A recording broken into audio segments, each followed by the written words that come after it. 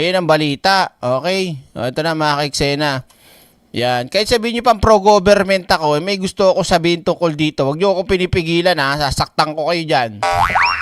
Okay? So mga kaiksena, isang rider binawian ng buhay. May gusto lang akong klaruhin dito. At ipaintindi sa iba natin mga kababayan kung kasi mapipake news na naman ng mga DD shit to eh. Isisisi na naman sa gobyerno na naman to eh. 'Di ba?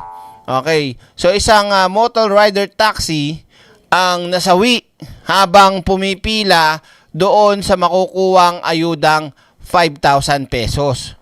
Tignan natin, paano ba? Ano ba nung dahilan? Bakit ganun nga ba? Sino bang nagpabaya at may pagkukulang? Tignan natin. Lika. Yung ngayon ka tumira, kuya. Namatay ang isang rider habang nakapila sa bigayan ng ayuda sa Quezon City. Habang ang ilan, tinitiis ang init para sa 5,000 pisong tulong. At Grabe naman kayo. Tinitiis ang init. Talaga naman mainit ang panahon.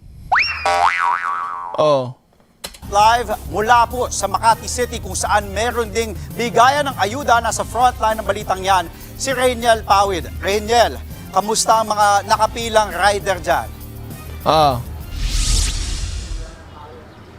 Dri, pasado 4:45 nga ngayong hapon ay natapos na yung pamamahagi nitong 5,000 financial assistance dito sa mga rider. Pero sa kabila nga niyan ay naging maayos at maaliwalas naman yung kanilang payout venue rito. May nakita rin tayong mga fan na nakapalibot nga dito sa mga rider. Pero sa kabila niya, naging maingat pa rin itong mga kapatid natin na mga rider dahil nga nagdala na sila ng kanilang mga inumin at madalas na rin yung kanilang pagbili ng inumin dito sa labas upang iwas hapo at iwas dehydration.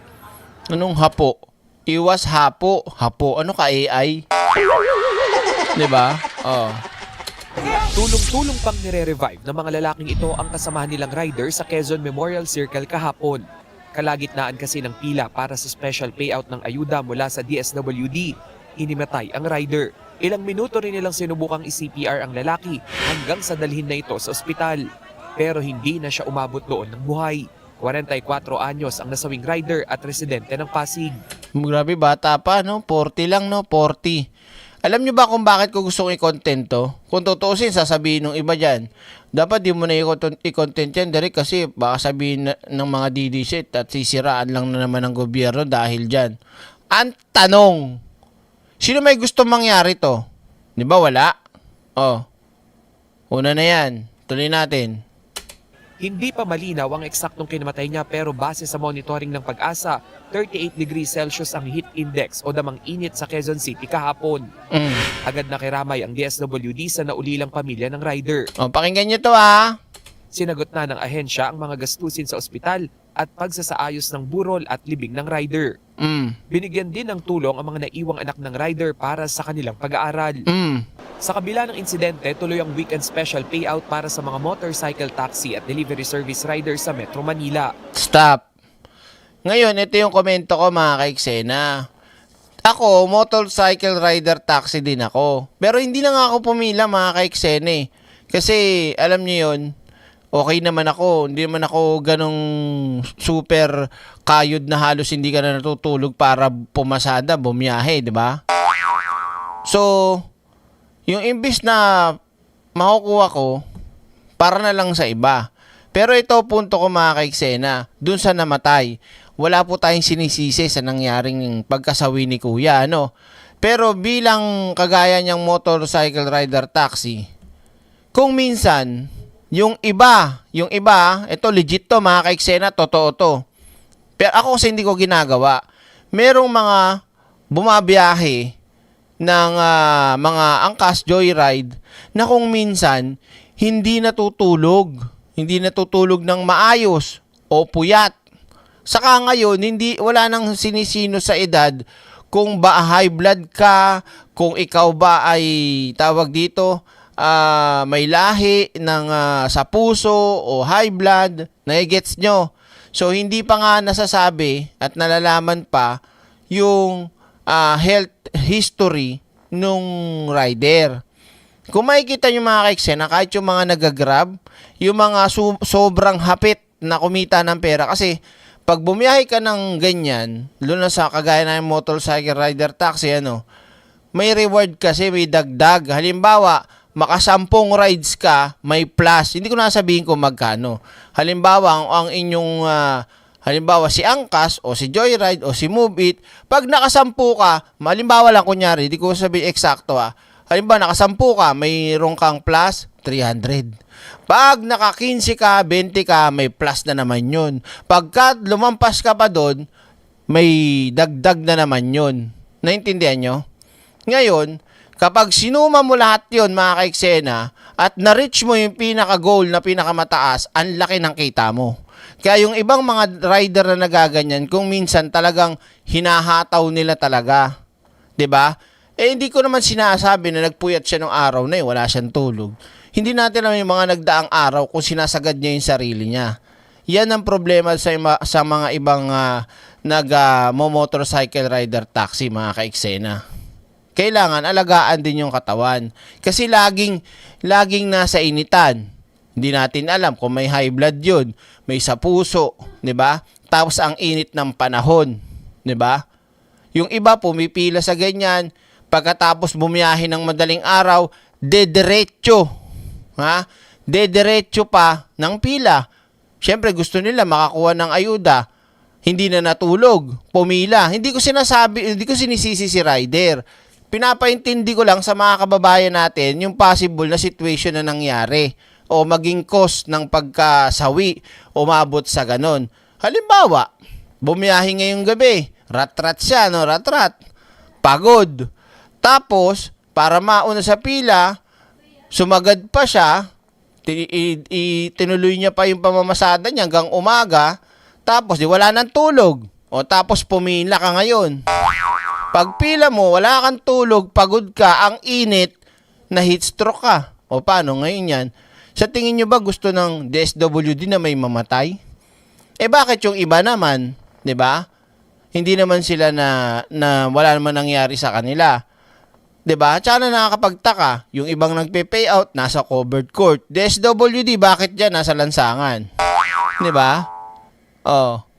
Alam nyo kasi, pag utak didilis ka, wala ka nang may isip na posibleng baka naman kasi ganito. Pag mga didilis yan, sigurado, yun na kagad na sabihin nun, ang gobyerno to, ang ganyan-ganyan, no? Yung iba pa, ang comment dyan, 5K lang, papahirapan pa yung mga tao, ha? Nilalang mo yung 5K? May mga ganong komento, mga kaiksena, mamaya papakita ko sa inyo, ha? Sa Makati Coliseum, isa sa maagang pumila para sa ayuda ang rider na si Joey. Inabot siya ng 9 na oras bago makakubra ng 5,000 piso. Uulitin ko rin, mga kaiksena, yung ibang mga kasama ko, nakakausap ko. No, yung iba, hindi pa ayos yung mga pangalan nila. Halimbawa, si Joyride, si Angkas. Sinasabi ko na sa inyo ito nakaraan, di ba? Ang may problema, pagdating sa hindi makita yung pangalan mo, yung mismong platform mo, kung ikaw ay taga-Grab, taga-Joyride, taga-Angkas, hindi sila magbibigay niyan sa DSWD, hindi yung DSWD ang basta na lang magde-decide. Meron nga dyan, kakilala ko, hindi na nga bumabiyahe, nakakuha pa eh. Alas 3 po ng madaling araw pumunta po kami ng kasama ko. And ngayon alas 12 ng tanghali. Nakakuha kami ng ayuda po. Mahaba po talaga ng pila. Kita mo siya, alas 3 pa lang, sigurado ko yun, bumiyahe ng gabi, pagtas bumiyahe, dumiretso ng pila. Naman ang nais makakuha ng cash assistance, may ilan na naabutan ng cut-off. Kaya na lang ni Robin na galing pa sa Mulanay, Quezon. Sabado pa siya ng gabi bumiyahe para lang makakuha ng ayuda. Teka, kuya, kung Sabado ka pa nandyan, tas ngayon Linggo nagkaroon ng kuwanan, bakit hindi ka nakaabot? Di ba magtataka kayo? Baka naman saan ka pa nagpupunta? Di sabi niya, lumuwas na siya ng Sabado pa lang eh. O di sana doon ka na sa malapit sa lugar na nagbabiyahe-biyahe para pagkatapos, makapunta ka kagad. Hindi ka maaabutan ng cut-off. Nag-iisip tuloy ako, Sabado ka pa nandyan, naabutan ka pa ng cut-off? Di ba? Medyo na-disappoint tayo kasi Ang layo rin po eh. Hindi rin naman po basta-basta, napakamahal po ng gasolina. Pero pogi siya, in fairness ah. Nasaan ba yung tubo? Ito naman, minsan lang lumalandi eh. Nasaan ba yung tubo? So, medyo... Pero sabi naman nila, meron pa naman daw reschedule. Na, Ako na lang magbibigay sa'yo ng 5K. Oo. ano kaso, maghihintay pa po. Ayon sa DSWD, bukod sa Quezon Memorial Circle at Makati Coliseum, may payout center din sa Mercado del Gallo sa Taguig at Caloocan Sports Complex. Muling paalala ng ahensya, valid driver's license at photocopy lang nito ang ipipresenta ng mga benepisyaryong rider. Oo. Dre, bukod nga sa init ng panahon ay nagiinit pa rin yung ulo ng hindi bababa sa 100 mga rider ngayon dito dahil nga ilan sa kanila ay hindi pa rin nakakuha at naabutan nga nitong cut-off. Ng kanila namang tanungin ito nga mga kawani ng DSWD kung hanggang kailan at ilan lamang ba yung mabibigyan ay wala rin naman daw silang nakuhang detalye kung hanggang kailan nga ba o hanggang saan yung mabibigyan nitong ayuda. Nasabihan sila na i-reschedule nga yung pagbibigay sa kanila ng 5,000 pesos financial assistance pero hanggang sa ngayon ay hindi pa rin konkreto yung date kung kailan nga nila makukuha itong tulong na ito. Dre. Wait lang, sabi nito, Direk, bakit hindi na lang sa malapit na DSWD nasasakupan nila mga drivers? Kasi ganit, ako din nga sinasabi ko na yun sa mga kilala ko. Halimbawa, kung ikaw taga Manila ka lang, doon lahat yung taga Manila. Yung mga taga Rizal, yun lang, yun ang lugar kung saan maglalagay ng isang lugar na lahatan na yun. Kaya nga kasi meron kasi mga kaiksena na iba-iba kasi yung lugar ng platform nung nung mga motorcycle rider taxi. Yung iba, tulad ng malalaman nyo kung saan ako eh. Mamaya puntahan nyo ako dun sa lugar na saan ako bumabiyahe, wag na. Basta hindi kasi pwede na yung sinasabi mo iba-iba kasi ng lugar. Halimbawa si Grab ang kanilang opisina o kanilang nasa lugar ng Maynila. O halimbawa ganun Tapos si Joyride, ang pinaka-opisina nila ay nandun sa gantong lugar. So yung mga tao, kahit sabihin mong taga Rizal pa sila, pupunta sila ng Maynila, doon sila mag-enroll o mag-a-apply. So doon sila sakop sa lugar na 'yon, 'di ba? Gets mo? Oh. Kung halimbawa yung lugar nung angkas sa Rizal, kahit taga Maynila ka, yung mga taga Maynila pupunta ng Rizal para doon mag-apply. So doon sila sakop. Depende pa rin 'yan kung paanong gustong gawin ng platform. Kung halimbawa sabi ni Joyride, dito tayo sa DSWD Manila. Doon ibibigay yung mga punta kayo doon. Diba? Reynel, nabanggit na nga na may reschedule. So, assured ba, sigurado ba yung mga hindi nakakuha na sa susunod na payout ay makakakuha sila? Kailangan ba nilang pumila ulit ng napakaaga? Dahil nabanggit mo si Joey, isang rider, 9 na oras na nagantay mula alas 3 ng madaling araw hanggang alas 12 ng tanghali. Okay naman yun.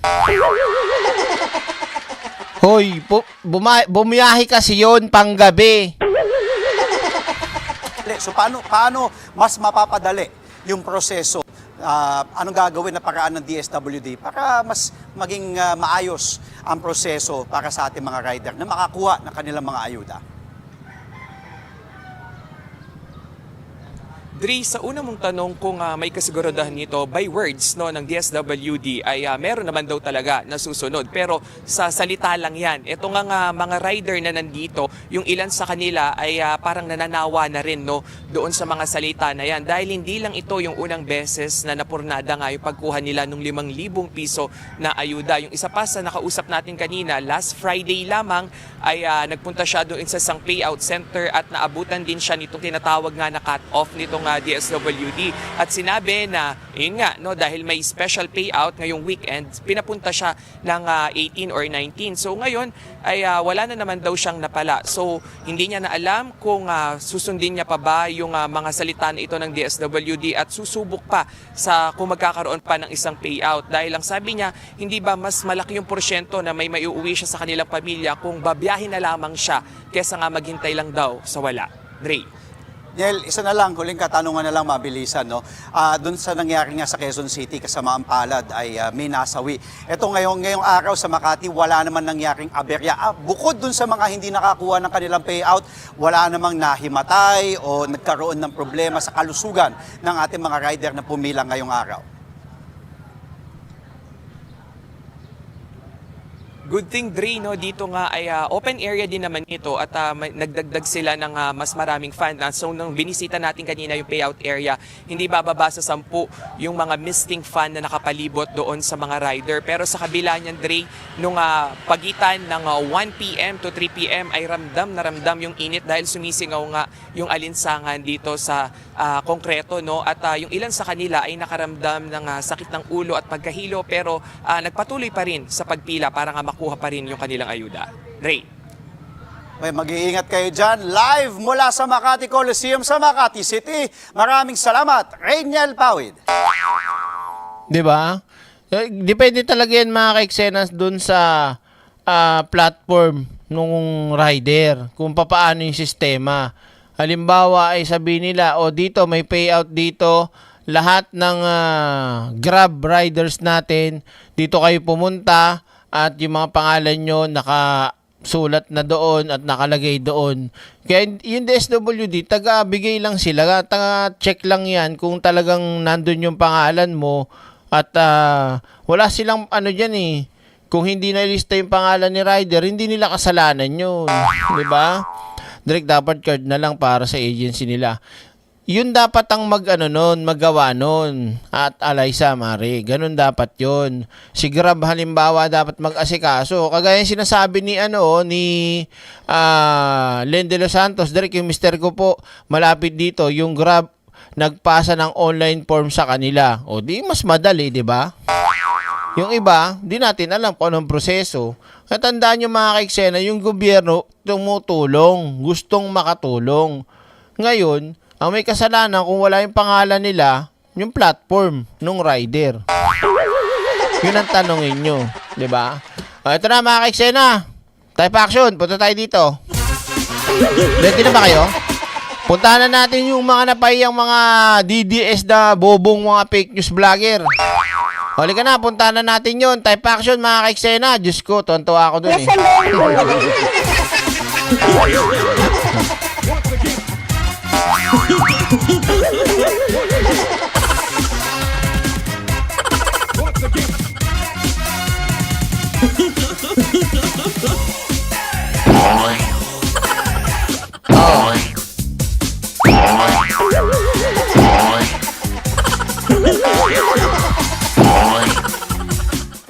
So, ito na mga ka-eksena, sa mga hindi pa nakakapag-like dyan at hindi pa nakakapag-share din, mag-share na kayo at mag-like na kayo. So, pag-usapan natin ito mga ka-eksena, yung na-real talk, na-real talk sa kanilang programa, ang mga fake news vloggers.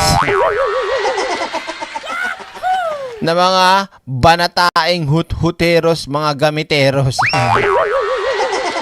Yung isa, ito pakita na natin. Yung isa, tirador ng wheelchair. Yung isa, jaculero, ay hindi. Ano to? Sorry. Yung isa, mana kay Kibuloy.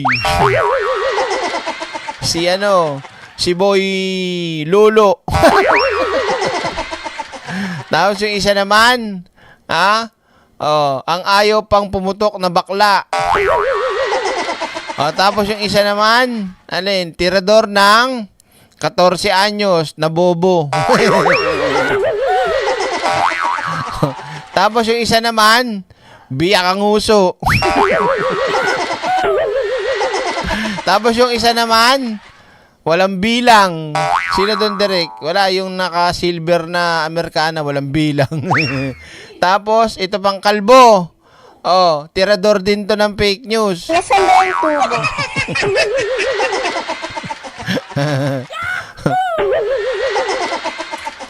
Oo, nandyan. O, game na. Ready na ba kayo? O, nag-like na ba? So, mga ka-eksena, o yan, para sa akin ang title ko kasi, na Real Talk sila, BMB Sen 23, ni Isko Moreno. At habang ini-interview nila, gustong sumingit talaga eh. Gusto nilang kontrahin si Isko. Si J Bobo yun, Direk. Oo. Ito na, game. Pakinggan natin bigyan natin ng komento reaction ang nasabing video. Post project na yan. Kasi ito yung Yan ang tirador ng 14 anyos. Yun nga lang, bobo. Ulitin natin. Ayan. Oh, happy na ako dun. Oh. So Mayor, napag-usapan na yan, ghost project na yan. Kasi ito yung tinatanong ng mga netizen ngayon. Naniniwala po ba kayo na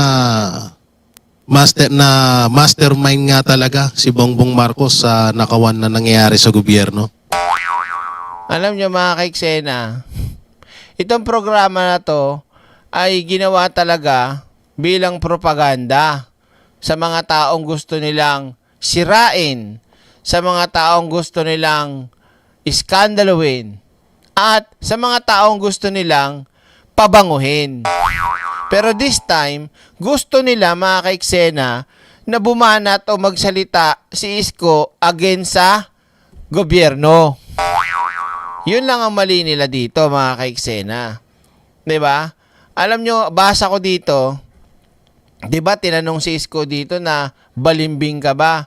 May nagtatanong daw, sinasabi daw, may mga nag-iisip, nagtatanong daw na balimbing na daw si Isko. Pero hindi ako naniniwala dun.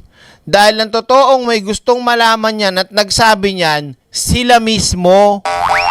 Sila mismong mga didilis na nandyan at yung amo nila ang nagpapatanong niyan. Nagdahilan lang yan na may nagsasabi po na balimbing na daw kayo. Tang-inumin nyo, kayo may sabi niyan. Nasaan ba yung tubo? Tama ba ako sa tingin nyo? Sa aking analysis mga kaiksena, gani, 'di ba? Hindi totoong may nagtanong diyan na individual. Wala. Ang totoong gustong magtanong talaga niyan sila. Sila ang nakakaisip na bumaligtad na si Isko. Ginamit lang nila yung ibang tao para sabihin na hindi sila yun. Tuloy natin Doon muna tayo sa tanong nitong bobo. Ay, bobo. Tirador ng 14 anyos. Ayan. Oh, happy na ako dun. Oh. So Mayor, napag-usapan na yan, ghost project na yan. Kasi ito yung tinatanong ng mga netizen ngayon. Naniniwala po ba kayo na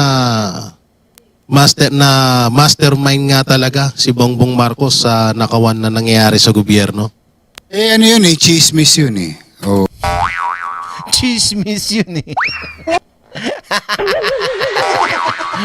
Siguro yung damdamin ng mga diba? Chismis, patay. Yung, akala nyo mapapasakay nyo si Isko ng ganon. Kasi pag sinabi ni Isko yung halimbawa lang, laglag siya talaga rito mga kaiksena. Oh, parang showbiz ang dating. Oh. Yung para sa akin, wala akong makita na itutusok papunta sa kanya. Ano sabi ko sa inyo mga kaiksena sa live ko patungkol dyan sa issue ng flood control, 'di ba? Kung meron nagtuturo at naglilink direkta kay Pangulong Bongbong Marcos, why not? Wala eh. Kaya nga umatras yung pagpapay ng impeachment ng mga abogado ni Sara. Topacio, sila, kung lahat yung mga pito, di ba? Pati yung busalsal yung ilong na abogado na vice mayor.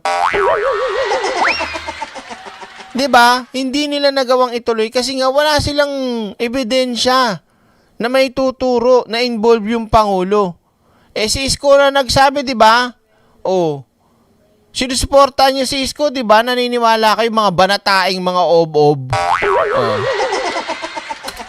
But generally, like for example, I'll put it sa akin na lamang. Sa akin na lamang. Halimbawa lang, isang department head ko. Sa department head ko may bureau. May nangalawit. Katulad kahapon, may nag-text sa akin. Kinutongan na clamping, ang bayad 900, inoperan 600. Walang resibo. Oh, kilala niyo yun. Kilala niyo yung nag-text sa akin na yun. Kilala siyang personality. Immediately siniyasat ko. Oo. O tapos ano ngayon? Oh, tigpak. Kasi totoo yung reklamo. Pepito Taas. Maraming salamat po. Wait lang ha. Patapusin ko lang to mamaya na. Mamaya na kami sasayaw ni Barbie Lat, ha?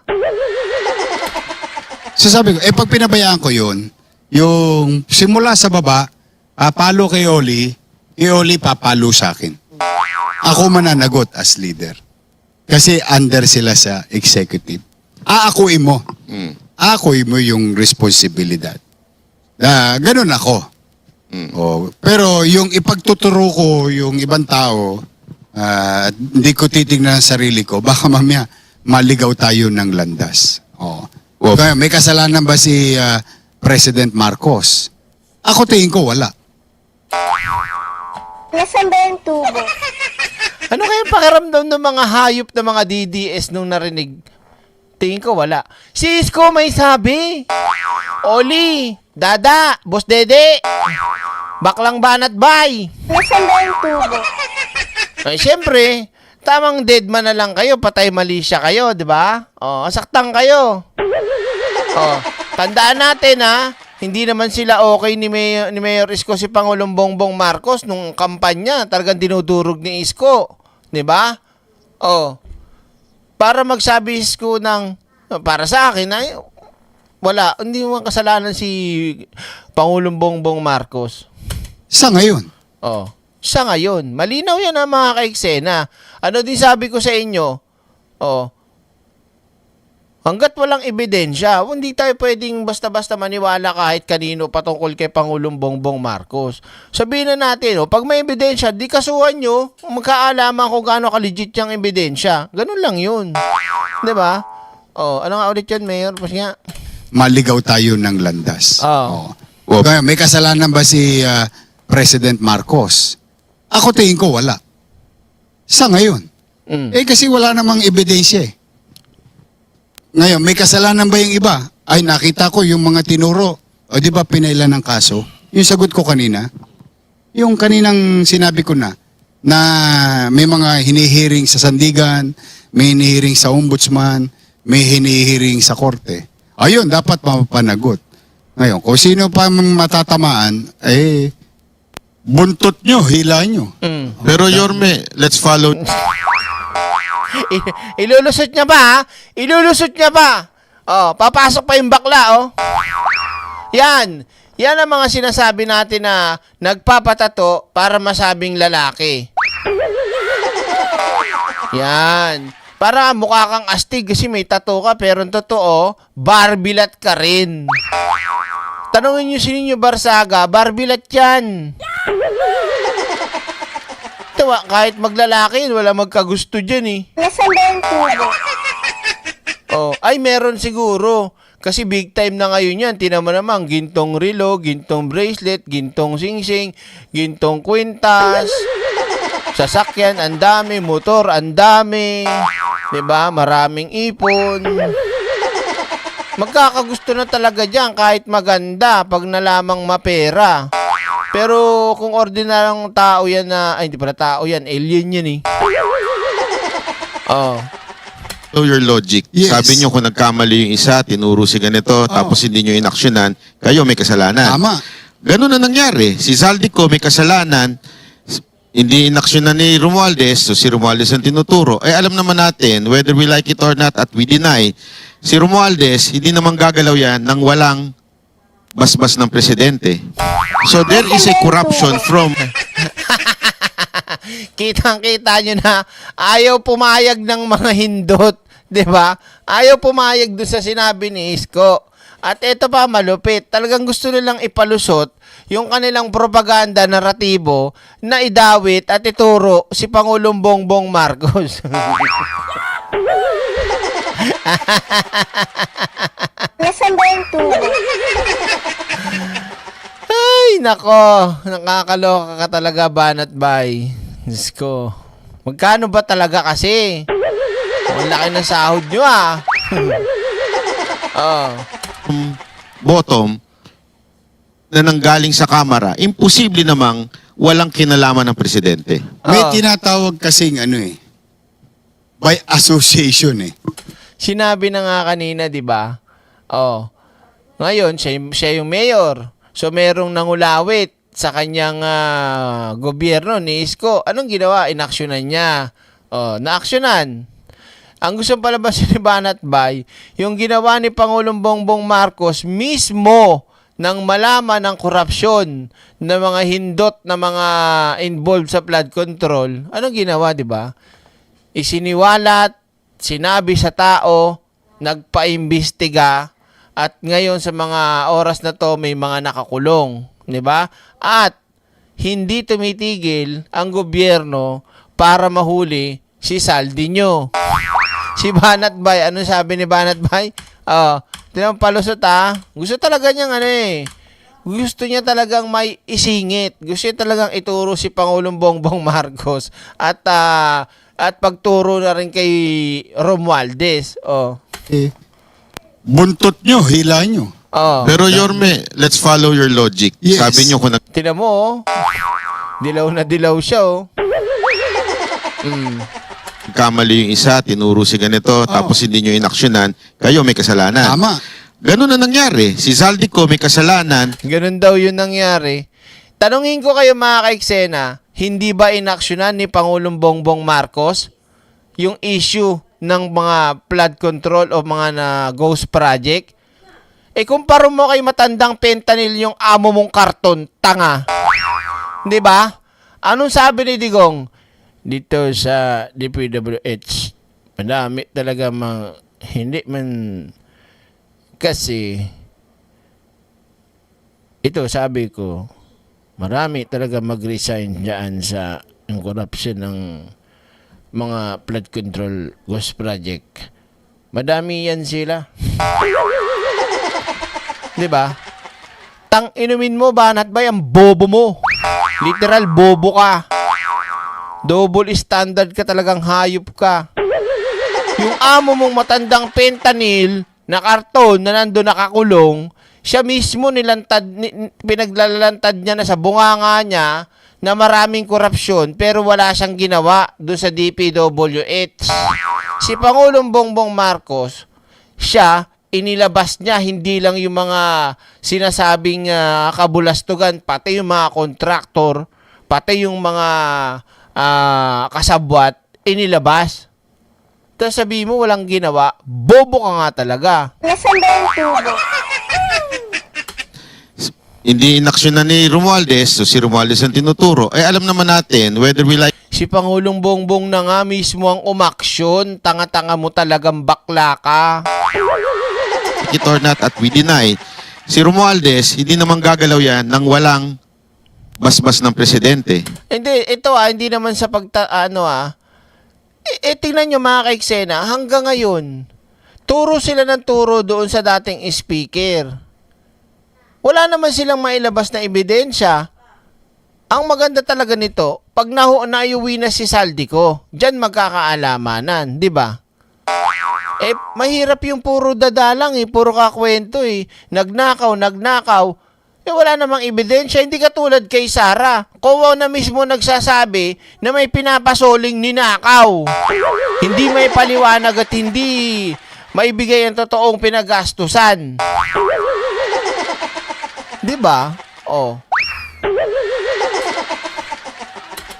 So there is a corruption from bottom na nanggaling sa Kamara. Imposible namang walang kinalaman ng presidente. Oh, yan. Tanga-tanga mo kasi. Tinatawag kasing by association misa pag na-associate ka, for example, si President Marcos, pinsan si Speaker. Tama, by association. Di ba yan din naman ang ginawa sa akin. Katabi ko lang si Joma. Anong tawag na sa akin? Is komunista. Tama. Hindi, straightforward. Minsan, natatabi ka lang sa litrato. For example, yung itinatabi si BP Sara sa isang litrato ng tao, ina-associate. So may kasalanan na si BP dahil may picture siya sa akin. Correct. Lalo na ako. 5-5 yata nagpa-picture sa akin. Paano kung mamamatay tao pala yung katabi ko? So ang point ko is that, kung si Saldi umamin sa kasalanan niya, papanagutin niya. Papanagutin natin. Inamin niya Ang sabi niya, siya nagdala ng pera, ng ganito, ng mali-maleta. O, inamin niya. O, papanagutin natin. May tinuro siya. O, di kasuhan natin. Hayaan natin, halimbawa, tinuturo niya. Pakisara nga yung pinto, please. Si Speaker, meron daw silang anong tawag diyan? Connivance. O, di papanagutin.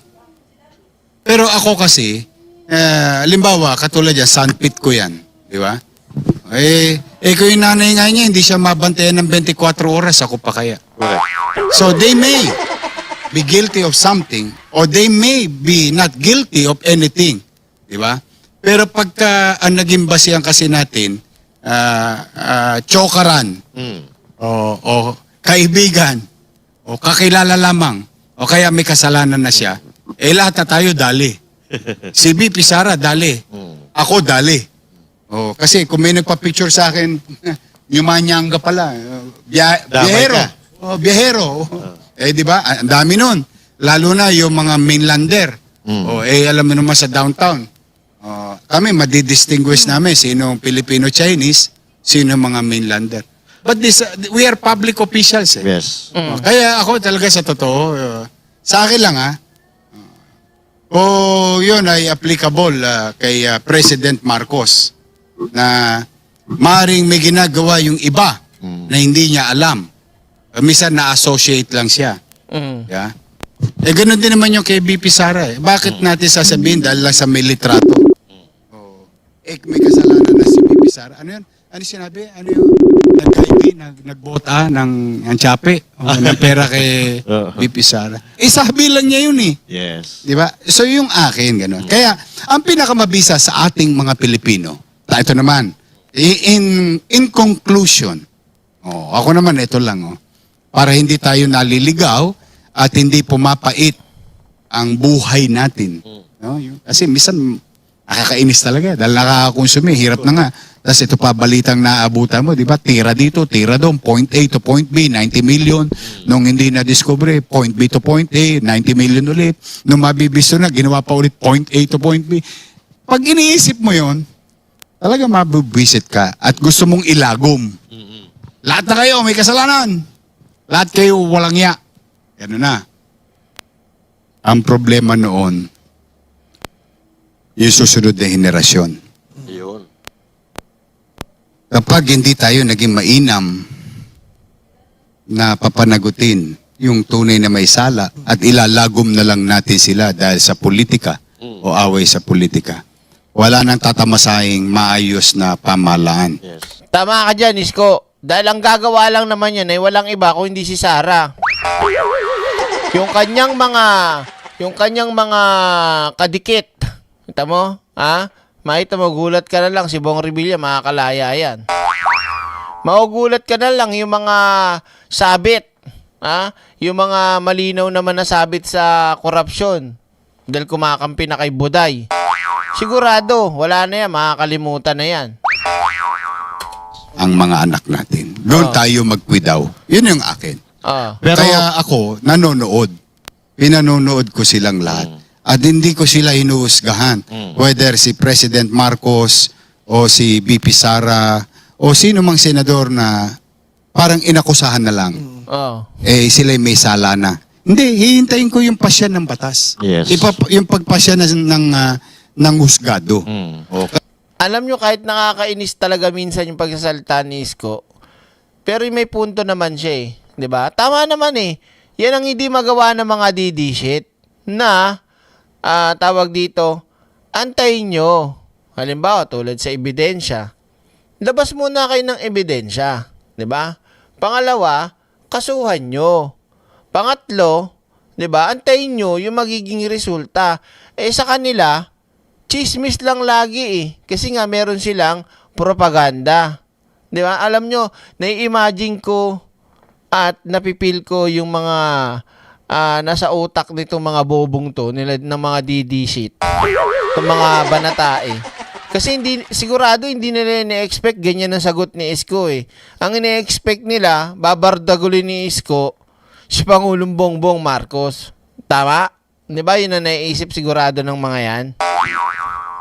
Tuloy natin. Kasi darating ang punto, ang lahat ng bagay may katapusan. May tuldok yan. Kaya yun ang akin dyan. Yan ang posisyon. So Yorme, sa personal na kapasidad mo, itong mga balitang kumakalat, 18 Marines, meron na silang mga ebidensya, pictures. Ebidensya ba yun? Ebidensya ba yun? Na sinasabi nila, isinasangkot nila yung magpinsan, pati si Zaldico. Sa personal na capacity mo, do you put weight doon sa kanilang mga ebidensya or sa kanilang inaakusa?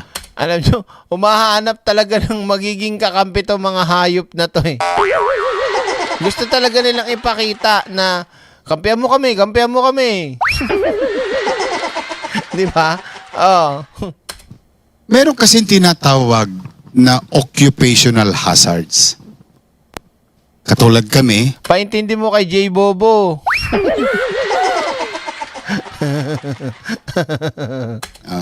maaring akusahan na lang ako isang araw.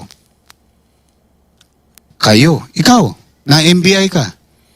Inakusahan ka na lang bigla. Ay, hindi. Mali ka dyan, Yorme. Mali ka dyan. Hindi siya inakusahan bigla. Talagang kinasuhan siya dahil may ginawa talaga siyang kasinungalingan. Hindi yung out of nowhere kinasuhan siya dahil wala lang. Huwag kang ganon, Yorme Hindi porket nagsasabi ka ng pumapabor sa amin hindi sisitayin sinasabi mo. Di ba? Di ba ang sakit masakit ang pakiramdam. So it can happen to us, all of us, in our profession. Kaya ako hanggat maari, sa gulo ng mundo, sa hirap ng buhay ng tao, kung talagang halimbawa, ikay may hawak na ebidensya, instead na i-press con mo, pailan mo ng kaso. Di ba? Ebidensya. Narinig nyo na mga DDS na bobo at mga naniniwala kay Yorme. Kung naniniwala kayo kay Yorme at nirerespeto nyo tong mamang to, sundin nyo. Pakinggan nyo yung sinasabi niya. Ebidensya muna. Huwag puro propaganda, puro fake news pa kagad kayo. Inumin nyo. I-file mo talaga. Ituluyan mo at hayaan mong musga. Wag na kayong magpa-press con kasing mga 18 marites. Asan na kayo ngayon? Kung legit yan pinaglalaban nyo, tama? 'Di ba? Kung ang pinaglalaban itong mga punyetang mga peking marines na to, katotohanan at malinaw na ebidensya ang hawak nila, ano na? Nasaan ba yung tubo? Gado ang magsabi kung ang hawak mo ba'y mabibisa. Kung ang akusasyon mo ba'y tama.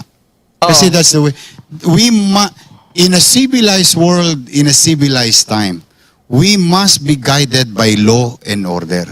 Oh, alam nyo, nakakahiya nga para sabihin yung banatain na yan, ang sabi pa nila, no one is above the law. Isa lang masasabi ko sa pautot nilang mga banatain na no one is above the law, ina nyo. Nasaan ba yung tubo? Kayo mismo yung nagbe-break ng law, tapos sabihin nyo, no one is above the law. Mga hindut kayo, banat bay. Ito ka, oh. Oh. Because politics is part of government. And I cannot allow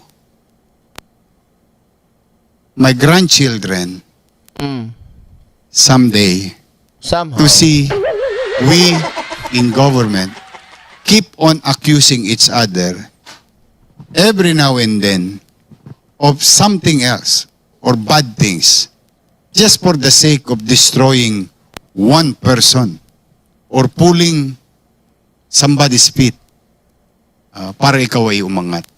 Tapos nasa laula na ang pamalan. Hindi pwedeng pumalpak ang gobyerno. With all honesty. Hindi pwedeng pumalpak ang leader. Kasi nakasalalay dyan ang buhay ng tao. Sa pangaraw-araw, pambukas, at pangmatagalan. Kaya ako, ngayon, pinanonood ko lang because we can learn from these mistakes, situation, or incident in our life. So that in the next generation, in the future, we can assess it properly. For the meantime, I will let the natural course of law apply its own So, Yorme, you're not saying na totally clean si Presidente Marcos? Eh, ang tanong ko nga, hindi ko nga masasabi kung ako, baka mamaya may kumakalawit din sa City Hall. Nang hindi ko pa alam. I have 20,000 people under my command. At totoo yung sinabi mo kanina, Banat, yung same logic. Pag may isang nangalawit sa kalsada ron, yung, alam, nangutong na lang. Nangutong na lang. Pananagutan ko sa taong bayan yun. O ngayon, pabaligtarin ko rin, palalakihin ko. Beri mo, presidente ka? Ilang rehiyon? O regional director? Nakita nyo ngayon mga kaiksena, hindi nila nagigets yan. Sa pool sila pero hindi nila nagigets. Tama na naman yung punto rito. Oo, yung Maynila, malaki na yan ha. Malaki na yung Maynila. Para, mahirap ka mo kasing malaman yung mga gumagawa ng katarantaduhan sa baba mo eh. 'Di ba? Sabi nga nito, kung walang magre-report sa kanya, kung walang magsasabi sa kanya, hindi malalaman. Yung pa kaya buong Pilipinas ang hawak ni Pangulong Bongbong Marcos under sa kanya, ang daming agency niyan. Hindi sabihin na natin yung isang agency nagsabuatan, 'di ba? Oh. Tapos sila yung gumawa ng katarantaduhan. Hindi naman ang Pangulo. Tapos gusto mo ituro mo sa Pangulo, siya yung ikulong. Nasaan ba yung tubo? 'Di ba? Oo, command responsibility. Pero base pa rin 'yan para sa akin, napaaralin mo yung kaso, 'di ba? Kung ano ba talaga ang kanyang naging partisipasyon, 'di ba? At kung siya ba talaga ay nagpabaya bilang isang pangulo o bilang isang leader. Tama, mali. Dito, pinapaliwanag na nga ni Isko na sa amin, yung Maynila, maliit lang kami pero ganun kadami yung aking kailangang kumbaga alamin. Paano pa yung presidente? 'Di ba? Buong bansa ang kanyang hawak. Lahat ba yan alam ni Pangulong Bongbong Marcos? Lahat ba yan nasusupervise niya ba lahat yan? Provincial director. LGU director. Secretary, assistant secretary, and their offices. So, mahirap bantayan. Mahirap talaga bantayan. But it doesn't mean we have a bad president, we have a bad vice president, Senate, or Congress. It may, at some point, di ba? Across, even mayor like us. Hindi naman ako perpekto. May mga pagkukulang din ako sa buhay. But ang importante, maramdaman ng tao na may gobyerno siyang masasandalan. More than anything else. Yorme, may tanong ako. Ano daw? Nasaan ba yung tubo? Mimit na oh. Nasaan ba yung tubo? Hoy! Hoy, ano ba? Nyeta, oh. Gulat ako. Akala ko nasira yung speaker ko, eh. Nyanyamin na nga, oh. Lintik na buhay to, oh. Bad trip. Sasandalan. More than anything else. Narlimit na lang ako. Sure. Kung meron kang gustong sabihin kay President Marcos, meron kang gustong sabihin sa kanya, Ayo, Nasaan ba yung tubo? May mga usami ay maos. Nasaan ba yung tubo? Alam mo, wag mo na ipilit kasi. Pinipilit pa kasi. May maos. Ang boy to. marami pa ako sinasubmit eh. meron kang gustong sabihin, meron kang gustong sabihin sa kanya. Ano yun at bakit? Ay, yung aking mga pangarap para sa mga taga Maynila. Lagi ko sinasabi pag if I have opportunity, marami akong marami akong nakalinya para sa mga taga Maynila. And I was like, taking opportunity, and even I will do the same with Vice President Sara. Kung may pera halimbawa may pera si Vice President o si Senator, Senate President, yung may pondo sila, halimbawa, ihingan ko rin. Ipe-present ko rin yung programa ko. Kung meron man ako sasabihin, ipanghihingi ko pa rin yung mga taga Maynila. Yun, ipanghihingi ko kayo. Anong makabubuti para sa inyo? Ikaw na isa sa 2 milyong Manileño. Pero alam nyo iano ko lang muna kasi ngayon sobrang polarized talaga ang ating bansa. Sobra. As in, sobrang polarized nga. Pati kami sinisisi. Sinasabi dito na kesyo, bakit daw kami pumapabor sa iyong opinion? Hindi kayo pumapabor, tinatanong nyo lang ako. Ipaalala lang natin, tayo po ay nagtatanong lamang kay Yorme. May iba kaming opinion, nananatili pa rin ang aming opinion. Ang mastermind ng lahat ng korupsyon na ito, walang iba kundi si Marcos. Kita nyo mga kaiksena? Hatang halata, di ba? kakasabi lang, di ba? Kakasabi lang ni Isko na mahirap ka magturo na magturo. Mas maganda, may ebidensya ka. Sinabi na rin ni Isko, ako wala akong nakikita eh. Pero dahil itong programa, itong mga hayop na demonyo na to, mga impacto, yun ang kanila kasing agenda, propaganda, na idikit ang pangalan ni Pangulong Bongbong Marcos, Martin Romualdez, di ba?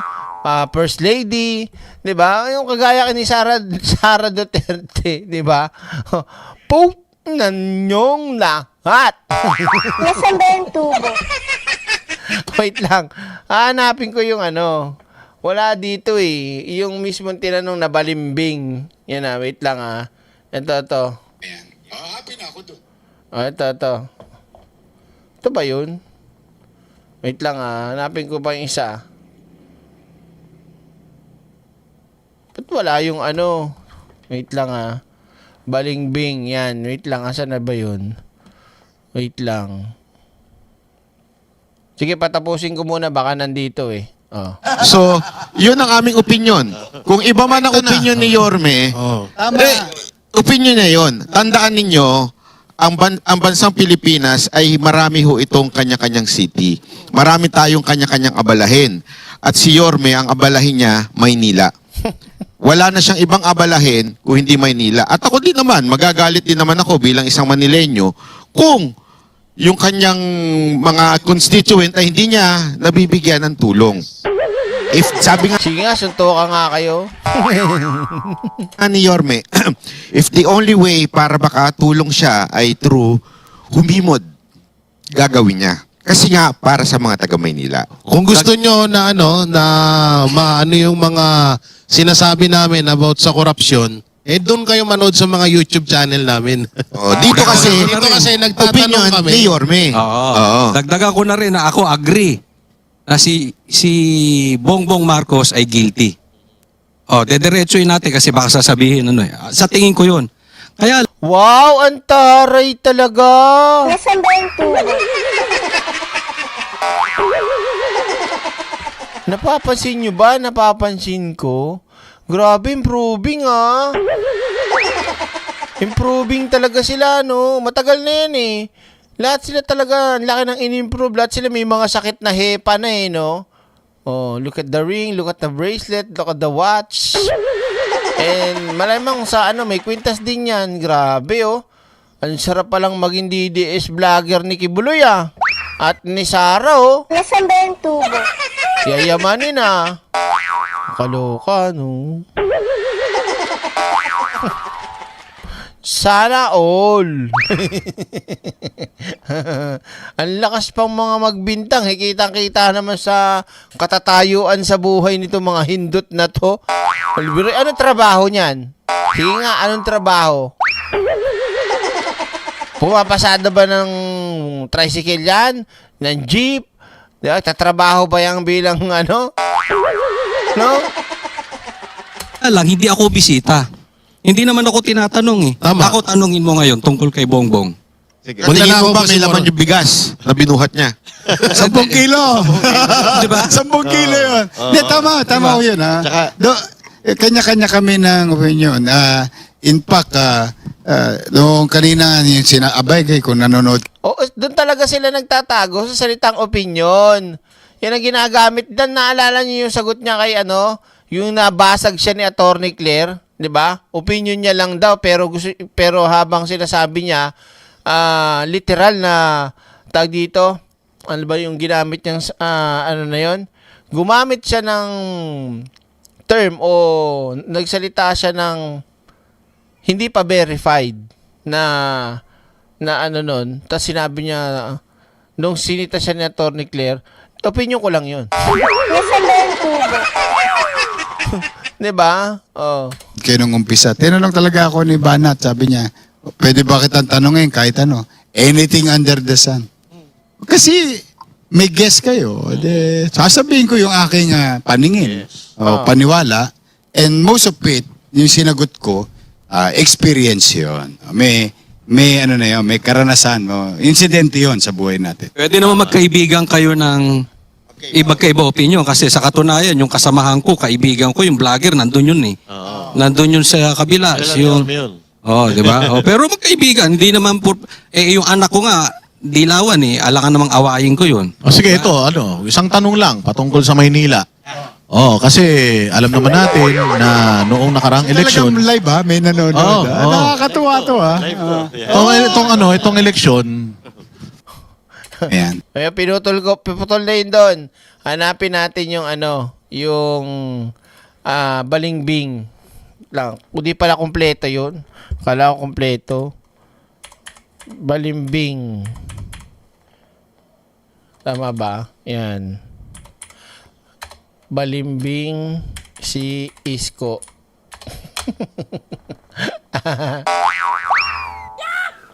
Wait lang saan na ba yan? Tingnan natin tinawag na balimbing Ano ka tumakbo na eh. Mayor. Tatakbo ko ulit. Ayun. Mayor. Mayor, wag mo na pakawalan yan. Hindi na, todits na lang ako. Promise. Mayor, meron ka mawala 3 terms pa. May awan Diyos, may 2 term pa ako. Tapos anak mo naman. Tangin talaga itong ngongi na to. Tumigil ka na nga, utang na loob, parang awa mo na. Wait lang hanapin natin yung, ayan. We'll go after you. Yorme, may issue dyan na yung tungkol sa mga, di ba, nakubad, na naglalakad-lakad sa kalsada, mga tambay. May mga issue na, ano masasabi nyo dito sa mga nagsasabi sa inyo? Tara, game. Balikan natin ng konti yung politika. Sure. One, tara, wait lang ito. Game. Medyo bumalimbing na daw kayo dahil dati bumabanat kayo kay Marcos, ngayon tila parang pinopromote daw ninyo. Ano masasabi nyo dito sa mga nagsasabi sa inyong bumalimbing na daw po kayo? Tatanungin ko kayo sa tingin nyo mga kaiksena, sino talaga nagtatanong na nagsabing bumabalimbing na si Isko? Sige. Kasi ako, mga ka-eksena, hindi ako naniniwala talagang legit na may nagtatanong. Oo, may nagsabi siguro, pero yun na mismo yung gusto nila. Sa kanila mismo rin talaga, gusto nilang malaman yun, na ganun ang tingin nila kay Isko na bumabalingbing na. Nasaan ba yung tubo? Oh. Okay, tuloy natin. Oh, yung balimbing, depende yan. May matamis, may maasim.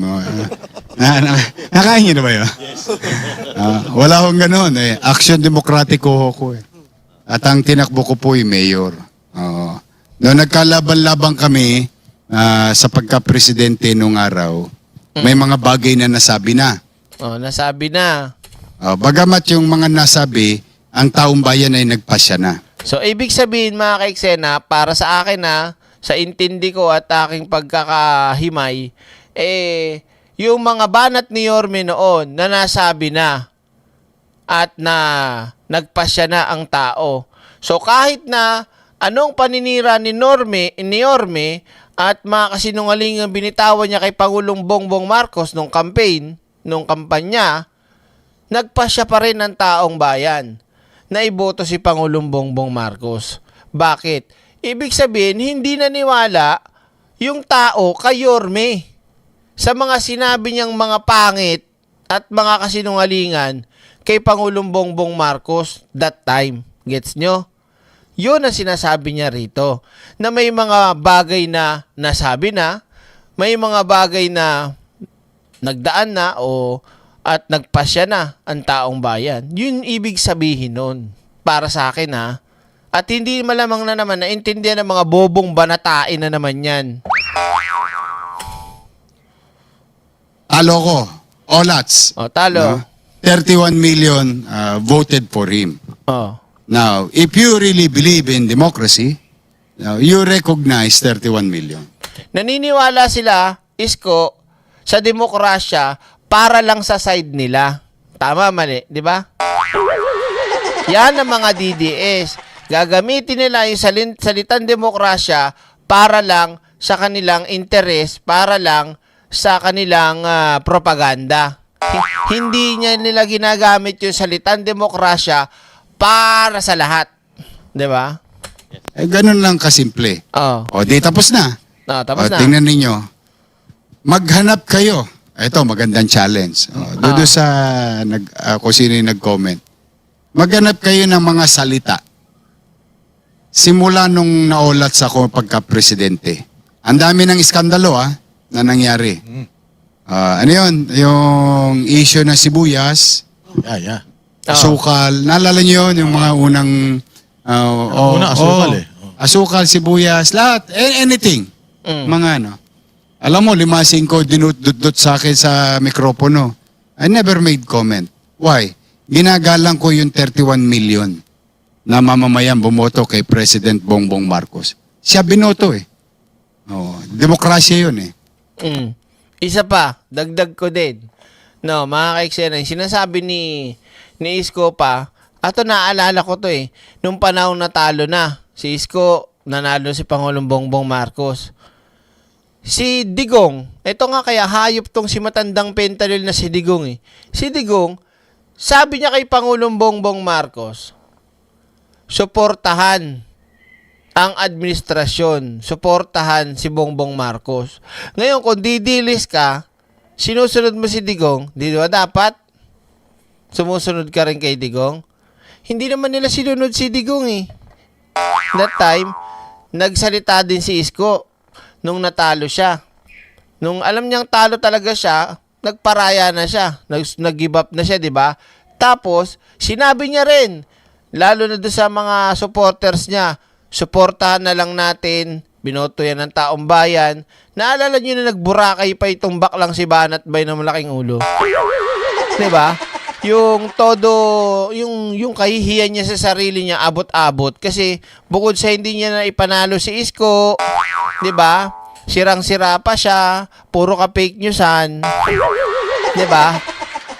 Di ba binabasagan nga namin si Isko nung that time na yun na nasa Korea pa rin ako, di ba? Talagang vlog namin kay Banat Bay talagang kawawa naman kasi parang basang sisiw. Dahil sinabi ni Digong, suportahan si PBBM, suportahan si, sabi ni Isko, 'di ba? Oh. Pinapaliwanag na sa kanila dito, 'di ba? Na dapat kung ang sinusunod ninyo, kagaya ni Yorme, sasabihin nyo, opinion nyo lang. Dahil opinion nyo lang, kaya ganun. Eh kung opinion lang pala, wala na. Eh yan na nga oh.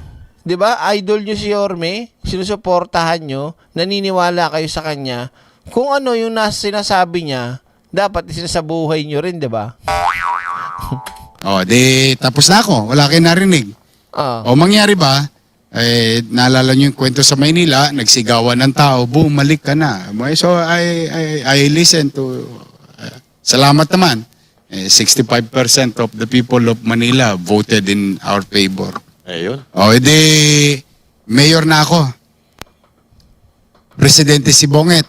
Mas komportable ako sumisan pagka si Bonget ang tawag namin, but with due respect kay President Marcos. Anong ginawa ko? Nakipagtulungan. Para ano? Para ba sa politika ko? Unang-una, wala naman ako ambisyon na. Pangalawa, hindi naman kami magkakontra. Presidente siya, mayor ako. Nataon pa, ito mas masakit. Mayor ako ng Manila. Hindi naman ako mayor ng Quezon City, Pasig, Taguig, o Makati. Ang Manila is very unique because we host the seat of power. Malacanang, nasa Maynila. Anong buting idudulot sa mamamayan ng Maynila? 2 milyon sa gabi, 3 milyon sa araw. Kung ako'y makikipagbardagulan sa presidenteng hindi ko kapartido. Or, may buti bang mapapakinabangan ang mga taga Maynila kung ang mayor ng Maynila, partido man o hindi, ay nakikipagtulungan sa office of the president? Immaterial of names. Whether, let's just say, for example, in the near future, let's just say si Sara Duterte naging presidente. Yan. Halimbawa, Sabi, may bumubulong. Yan.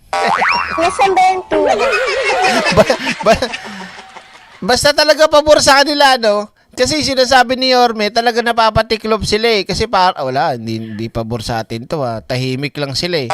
Nung sinabing, let's say, naging presidente si Sara Duterte, yan. Nasaan ba yung tubo? Ulitin ko ha, pakinggan nyo mabuti kung gaano ka mga katarantado to talaga mga banatain to. Duterte naging presidente. Yan. Narinig nyo? Yan. Hayop talaga oh. Bawa lang. Let's just ano lang tayo. Total, nagkukwentuhan lang naman tayo rito. Pero gusto nyo ba siyang maging presidente? Naging presidente si Sara. Sinisingit talaga si Saro. Pero gusto niya maging presidente? Nasaan ba yung tubo? Patapusin mo muna, Banat Bay. Tang-inumin mo naman, oh. Huwag kang bastos. Bastos na nga yung mukha mo. Bastos pa yung ugali mo. Diba? Tingnan niyo, pakinggan niya, sabi ni Banat Bay. Gusto niyo ba siya maging presidente? Tumigil ka, papaliwanag pa eh. Bawa lang. Let's just ano lang tayo. Total, nagkukwentuhan lang naman tayo rito. Pero gusto nyo ba siyang maging presidente? Naging presidente si Sara. Sinisingit talaga, oh. Hayop to. Let's just say, salamat sa Diyos, binoto ulit ako ng mga taga Maynila as mayor. Hindi kami magkapartido. Remember, presidente ako ng Action Demokratiko. I have my own party. Makikipagbardagulan ba ako sa kanya? Most likely, hindi rin. Why? Una, binoto siya ng taong bayan. Siya ang binoto ng taong bayan. Igagalang din natin yung boto ng taong bayan. Makikipagtulungan din ako sa presidente in that future. Or let's just say, another person, para hindi na tayo, yung two warring group lang. Let's just say, napagpasya ni Secretary John Vic na tumakbong presidente. Yan. Naging presidente siya. Hindi mangyayari yun. Kita mo, di ba? Ay, malditang lola. Talagang may kontra talaga agad eh. Example nga lang. Ito si patola talaga tong Jaculero. Ay. Patola talaga tong Arlene. Patola talaga tong manyak na si Oli. No? Sabi na nga, kwentuhan lang. O maiba lang para hindi na lang lagi doon sa nag-aaway na kampo. Halimbawa na lang. Bobo talaga no? Oh. Hindi, pero kwentuhan na lang. Usapan lang. Kwentuhan lang eh. Masyado. Di mangyari ba, makikipagtulungan din ba ako? Yes. Pagpalagay natin si Leni Robredo, naging presidente, tumakbo, naging presidente. Makikipagtulungan ba rin ba? Makikipagtulungan ako. Pero Yorme, Kumbaga, May sumisingit na. Pero Yorme. Mga bastos talaga to, mga banatain na to eh. Oh. generally, I will do the same. Whoever sit in Malacanang, because one, I am the host city. Yes. That's the uniqueness of us. Two, we are a struggling city. I cannot lie about it. Lahat ng uri ng tulong hihingin ko. Maniwala kayo, ipanghimod ko ang taong bayan.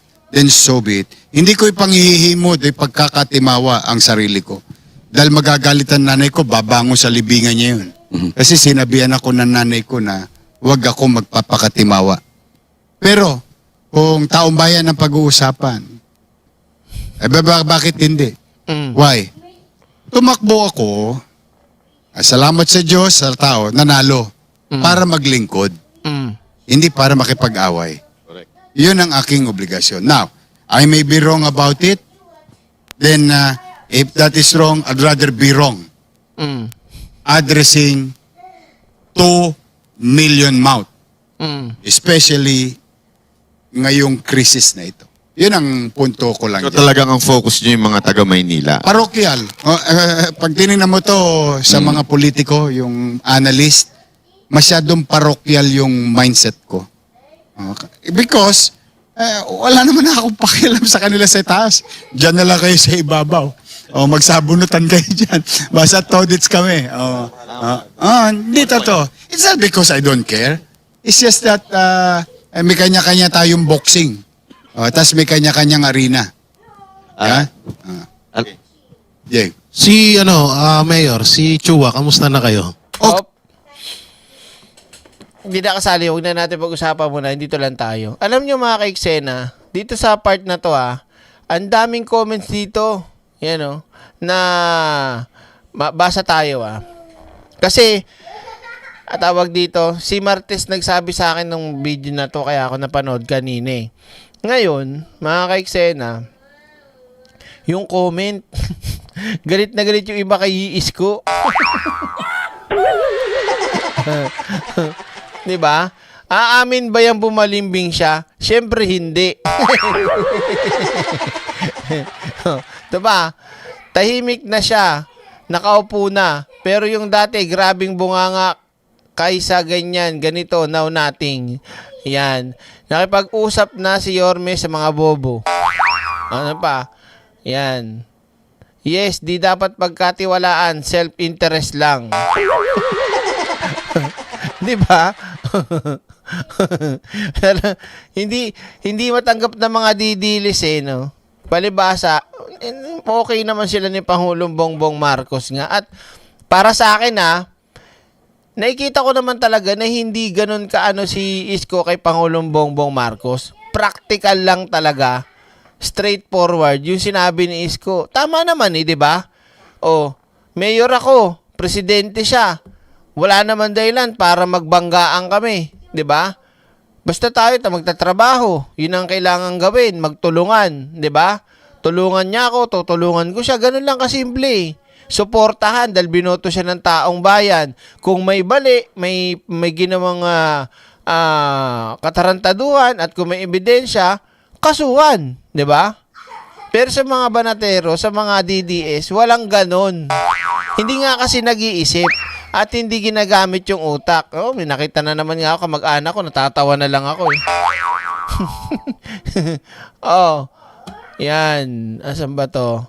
Matagal nang balimbing yan, pero binati pa din namin yan. Parang si Legarda lang, political butterfly. In short, hunyango, pabago-bago ang kulay. Nakita niyo mga kaiksena kung anong klaseng utak ng mga DDS? 'Di ba? Ako nga galit ako kay Isko. Galit ako kay Isko dahil sa pagbanat niya kay Pangulong Bongbong Marcos at hindi niya napatunayan. Pero alam ko sa sarili ko na hindi siya talaga totoong dikit ni Pangulong Bongbong Marcos. Ginagawa niya lang yung trabaho niya. Ginagawa niya lang kung ano yung para sa kanyang nasasakupan. At syempre, yung sinabi niyang opinion niya na yun ang opinion niya, di ba? Oh. Bakit Vox Populi ang title ng programa nila? Excuse me, you are not voice of the people. Mga siraulo nga yung mga DDS na yan. Voice of the people daw sila.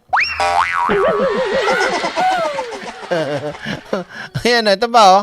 Ito pa oh. Oh, kaya sarado na ang bunganga niya dati kung makabirak, kala mo magaling at may tunay na paninindigan, tunay na balimbing. Galit na galit ng mga DDS. Di na tayo magtataka, dati na yung balimbing pag nagsimula sa politika. Grabe, ang hirap talagang maging maging DDS mga kaiksena. Oh. Sakit ba ang sinabi ni Yorme? Hindi siya timawa, kagaya ng mga sinuportahan nyo. Ito. Ito, wait lang Ayan. Wait lang. Ito, wala kang maaasahan dyan. Natapalan na yan. Ito pa. Matagal nang balimbing yan. Manggagamit at mahilig sa presscon. Ang sakit, 'di ba? Ang sakit, 'di ba? Mga Duterte supporters sa mga sinabi, makaisko. To. Sana tinanong nyo kung sisingilin pa si Marcos sa 203 billion tax. O yun, hindi nga napatunayan ni Isko yan. Nasaan ba yung tubo? 'Di ba? Oh, ano pa? Balimbing talaga ito. Memorize na kita, Isko. Gusto nila makuha si Yorme sa kanila. Maling panghuhusga kay PBBM pero nagkamali sila dahil totoo lahat ng sinabi ni Isko. O, tama naman yun, di ba? Ay, nako. Nakakaawa talaga itong mga talipandas na to. So, ngayon mga kaiksena, grabe. So, masasabi ko kay Isko, ayos. Ayos na ayos. Tuloy mo lang yan para magandang maging ugnayan ng mga kababayan natin dyan, lalo na sa lugar ng Maynila at syempre sa buong bansa. Ayan. Hindi lang sa Maynila, dapat sa buong Pilipinas. Halika na mga kaiksena, doon tayo sa good news na bad news para sa mga DDS.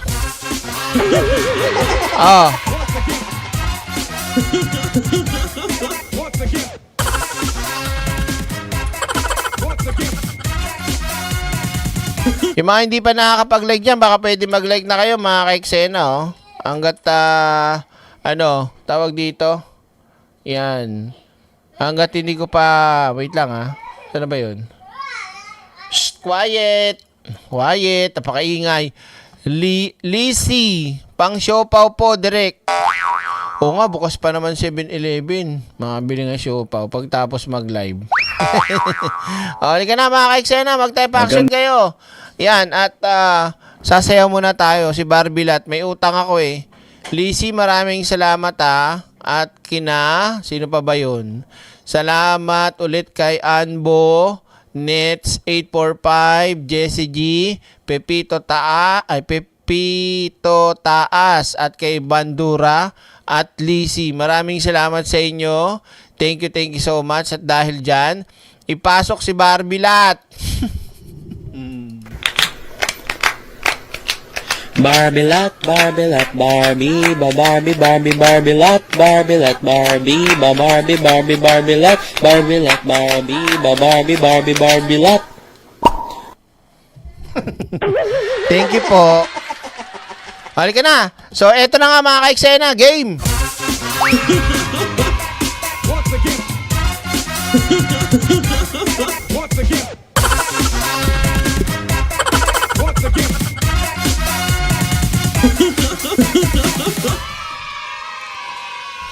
So, eto na nga mga ka-eksena, panibagong good news na naman at ito'y bonggang-bonggang good news para sa ating lahat na mga kababayang Pilipino at syempre hiwalay yung mga bobong DDS dahil bad news sa kanila to. Nasaan ba yung tubo? Ano to, Direk? Sabi ni Chris Ulo, ang ganda mo ganda. Magpapaniwala kayo doon. Niloloko lang kayo noon. Di ba kami nagkikita? Lasing ba yun? Oh, game. So, makinig mga ka-eksena. Ang bad news para sa mga DDS at good news para sa atin. Rollback ng malubato mga ka-eksena. Nung nakaraan, 20 pesos din, di ba? Ngayon naman, 24.94 ang rollback. Panis. At syempre, merong babala ang ating Pangulo sa mga gas company o mga oil companies. Makinig kayo. Sige na, Mr. President, let's do the honor. Let's go. Magandang araw po sa ating mga minamahal na kababayan. Sa susunod po na linggo, may mas malaking bawas sa presyo ng langis. Nako. Dahil dito, bababa ang diesel ng humigit kumulang 24 pesos at 94 centavos kada litro. Ang gasolina naman ay 3 pesos 41 centavos at ang kerosene ay 2 piso. Mas malaki ito kaysa sa rollback. Ano daw, nakita ka namin direct tinuro ni Boss Mike. Hindi ako yun. Ano ba kayo? Ba't ba kayo papanimalado? Nag-aalaga ako ng bata dito eh. Alam mo yun, inaaning na naman kayo ng mga yan. Pati ako dinadamay pa. Dali-dali lang magturo. Paano napunta na? Tulog ako dito, nag-aalaga ng bata. Game. Makinig tayo asan nga ulit yun? 24.94 at 3.41 at 2 pesos. Nakita nyo naman yan. Ano to? Gabi Quick Bite. Direk pasuyo. Pabati naman ng DDS kung pinsan na si Ariel Kaaya. Laging nanonood sa'yo. DDS ka pa rin? Magbago ka na, pre! Nasaan ba yung tubo? Magbago ka na. Promise. Ikaw din. Diba? Nanonood ka pa naman sa akin. Tuloy natin. Grabe, Kerosene ay 2 piso. Mas malaki ito kaysa sa rollback nung nakaraang linggo. At malinaw ang ibig sabihin nito para sa ating lahat. May ginhawang parating. At sa ating mga oil company, malinaw naman ang aking panawagan. Ipatupad ninyo ang rollback ng buo, tama, at walang pagkaantala. Ibigay ninyo sa taong bayan ang dapat naman na nasa kanila. At makinig kayo mga oil companies Titirahin ko kayo. Para sa ating mga kababayan, bukas ang ating tanggapan at ang Department of Energy para sa inyong mga reklamo. Kung may paglabag, ipaalam po ninyo sa amin. Kikilos kami kagad. Tuloy-tuloy pa rin ang pagbibigay natin. Tingnan nyo mga ka-eksena, napakasama talaga ugali ng mga DD shit. Pero, hindi ko sinasabing lahat pero I can say na mas lamang ang mga DD list na makapalang muka na panay ang banat kay Pangulong Bongbong Marcos pero nananamasa sa mga discounts sa mga may mga libreng sakay, yung mga ng gobyerno, sigurado ako dyan. 'Di ba? Sa tingin nyo? ng 10 pesos fuel discount para sa mga PUV at para sa mga bus. At tuloy din ang service contracting program para sa mga PUV driver. Ang bawat sentimo na ibinababa ay dapat maramdaman ng bawat Pilipino. Alam naman namin kung gaano kahalaga ang oras ng bawat kababayan natin. Ang bawat oras natin ay dapat ginugugol sa ating pamilya, sa eskwela, sa trabaho. Hindi po sa nakapila. Ipapatupad din ng Department of Transportation at Land Transportation Office ang 3 buwang extension para sa validity ng mga nag-expire na lisensya, student permit at rehistro ng sasakyan.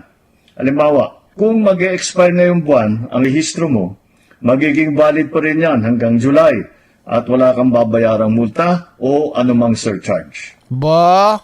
Kasi nga naman, mga kaiksena, syempre maraming gastos, no? Magkano rin naman ang pagpaparenew, di ba? Tapos kung halimbawa maaabutan ka ng expiration, may penalty. Tama. Thank you naman, mahal na Pangulo. Ayos yan. Bukod sa driver's license at sa rehistro, extended din ang validity ng mga student permit at ang mga conductor's license. Batid namin ang sitwasyon ng bawat Pilipino sa panahong ito.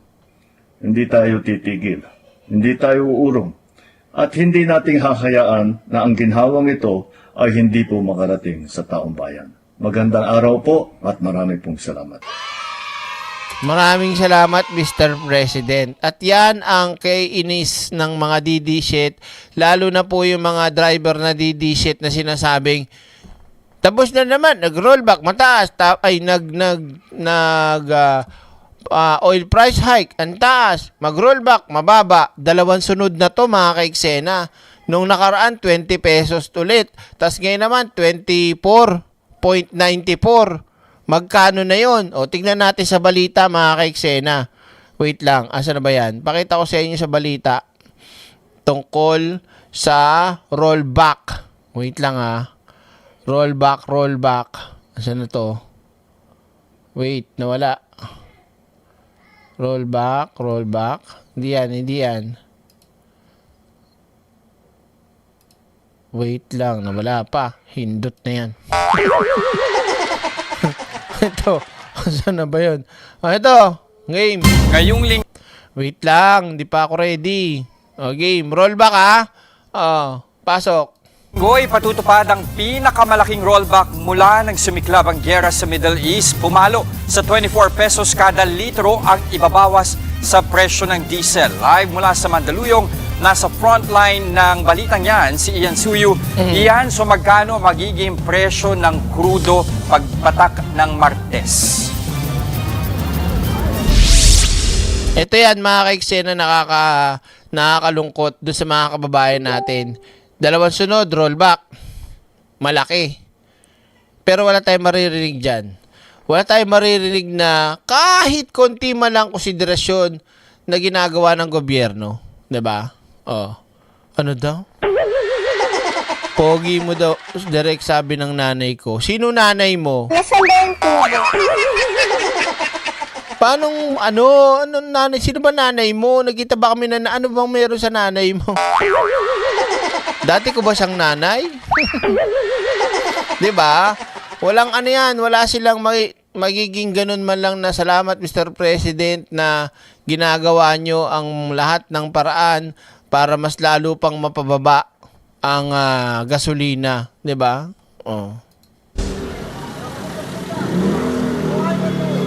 Jester, on the average, ang presyo ngayon ng kada litro ng diesel ay nasa 137 pesos. At kung may patutupad na yung big time rollback na yan, posibleng bumaba sa 113 pesos na ang kada litro ng diesel. Teka lang, saan yung yan? Saan yung gasoline station na yan sinasabi mo? Anong 137? OA naman yan. Anong 137? Sino yan? Sa inyo, magkano gasolina? O yung diesel, grabe naman pinagtanungan ito ng gasolinahan. Nasa ano lang, 108 lang eh. Parang ganun lang sa amin, 108. Nakakaloka oh. 137 talaga? Ayos ah. Oh. Presyo ng langis. Mismong si Pangulong Bongbong Marcos na ang nag-anunsyo. Asahan ang mas malaking rollback ngayong Martes, April 21. Wait lang, aya ako ng balita nito ni News 5. Fake news din to eh. Halatang ano eh. Wait lang ah. Sa GMA ko yata napanood yun eh. Punta tayo ng 24 oras. Parang doon ko nakita yun eh. Ganun. Mahal naman yun. Super naman yun. Ano tayo ah? Hanapin ko. Saan na yung rollback na yan? Wala pa. Saan na? Saan na yun? Rollback. Ba teka? Ba't wala? Wait lang ah. Live tayo. Rollback. Corruption. Ano to? Ba't wala? Saan ko ba napanood yun? Ba dito? Dito. Ayun. Ay, hindi. Wala ka? Saan ko ba napanood yun? Wala tuloy kasi. Sinungaling tong ano to eh. News 5 News 5 nga ba? Sige, pwede na nga yun. Pwede na yan. Hindi ko makita eh. Oh. 4 centavos ang tapyas sa kada litro ng diesel. Sa gasolina, 3 pesos and 40. Ayan o, tinan nyo mga ka-eksena o. Sinungaling ang OA naman nun, 137. Naknanto siya dito nga sa amin, 108 lang eh. Antipolo, 112 o. O, 109 sa Pangasinan. O. Dito kayo sa Iloilo, 90 lang. Ba, okay dyan ah. 21 centavos ang bawas kada litro. 2 pesos naman per liter sa kerosene. Ito na ang pangalawang sunod na rollback mula nang magkasunod-sunod ang oil price hike dahil sa giyera sa Middle East. Mas malaki yan kumpara noong nakaraang linggo. Kaya paalala ni PBBM sa gas companies, ipatupad ang bawas singil ng buo at walang pagkaantala. Yari kayo, talaga reklamo ko kayo. At malinaw ang ibig sabihin nito para sa ating lahat. May ginhawang parating. At sa ating mga oil company, malinaw naman ang aking panawagan. Ipatupad ninyo ang rollback ng buo, tama, at walang pagkaantala. Ibigay ninyo sa taong bayan ang dapat naman na nasa kanila. Kung babasehan ang presyohan ng Department of Energy, naglalaro ang presyo ng diesel sa 105 hanggang 137 pesos. Kung maipatutupad ang naturang rollback, naglalaro na lang ang presyo ng diesel sa 81 hanggang 113 pesos. 81 mga ka-eksena oh. Kung sa gasolina naman na nasa 83 hanggang 107 pesos ngayon, posibleng bumabayan sa 79 hanggang 103 pesos. Habang ang kerosene nasa 146 hanggang 163 pesos ang pagbaba. Bukod sa rollback, inanunsyo rin ng Pangulo na tuloy pa rin ang 10 pesos na fuel discount sa mga PUV at buses. Gayon din ang service contracting program para sa mga tsuper. Target ng DOTR maipasok ang nasa 19,000 na mga tsuper ng jeepney, bus at UV Express sa kanilang programa ngayong linggo sa kabila ng mababang turnout noong mga nakaraang araw. Ngayon po, busy po ang DOTR sa TBM kung saan natin tinitingnan natin yung kung what the available budget with TBM, kung saan natin makukuha yung additional 5 billion. But definitely po, once we roll out this 5 billion additional budget, mas mapapalawak po natin yung coverage ng ating net service contracting. Mas may sasama pa natin yung mga ibang ruta. Samantala, para mapanatiling abot kaya ang presyo ng pagkain sa gitna ng krisis sa langis, Ipinag-utos din ng palasyo na gawing libre ang toll fee ng mga food delivery vehicles. Dahil dyan ay makakatipid ng nasa 600 hanggang 1,800 pesos ang classes 1 to 3 vehicles na sakop nito. Tatagal ng isang buwan ng programa, pero pwedeng i-extend depende sa magiging sitwasyon sa presyo ng langis.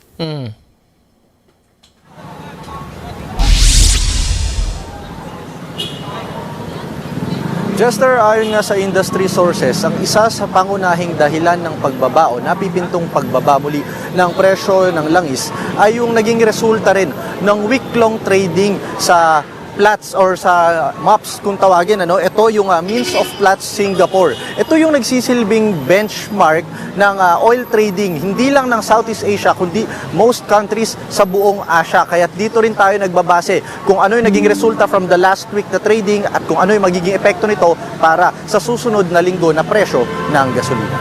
Yan muna ang latest mula dito sa Mandaluyong. Jester? Alam mo, Ian, nabanggit mo na lang din yung trading ng presyo ng langis sa pandaigdigang merkado. Nakita natin yung bumaba noong binuksan yung Strait of Hormuz. Kaso, kahapon ibinawi din ng Iran yung kanilang pronouncement, di sinarang muli ang Hormuz. Titingnan natin yung magiging resulta niyan sa trading pagdating ng Lunes. Pero ngayon ba, merong pangamba mula sa kampo ng gobyerno o sa DOED kaya na di ka posibleng maapektuhan ulit ang presyo ng langis pagdating naman sa susunod na linggo?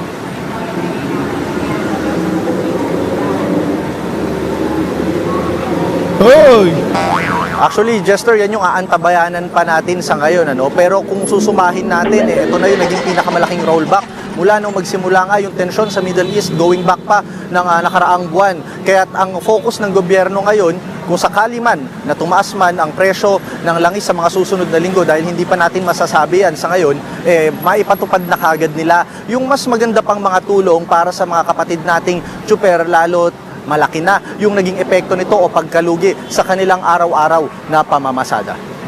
Nabanggit mo na lang din yung tulong. Pag-usapan natin, service contracting program. Kailan ba target nilang magdagdag ng mga ruta dyan?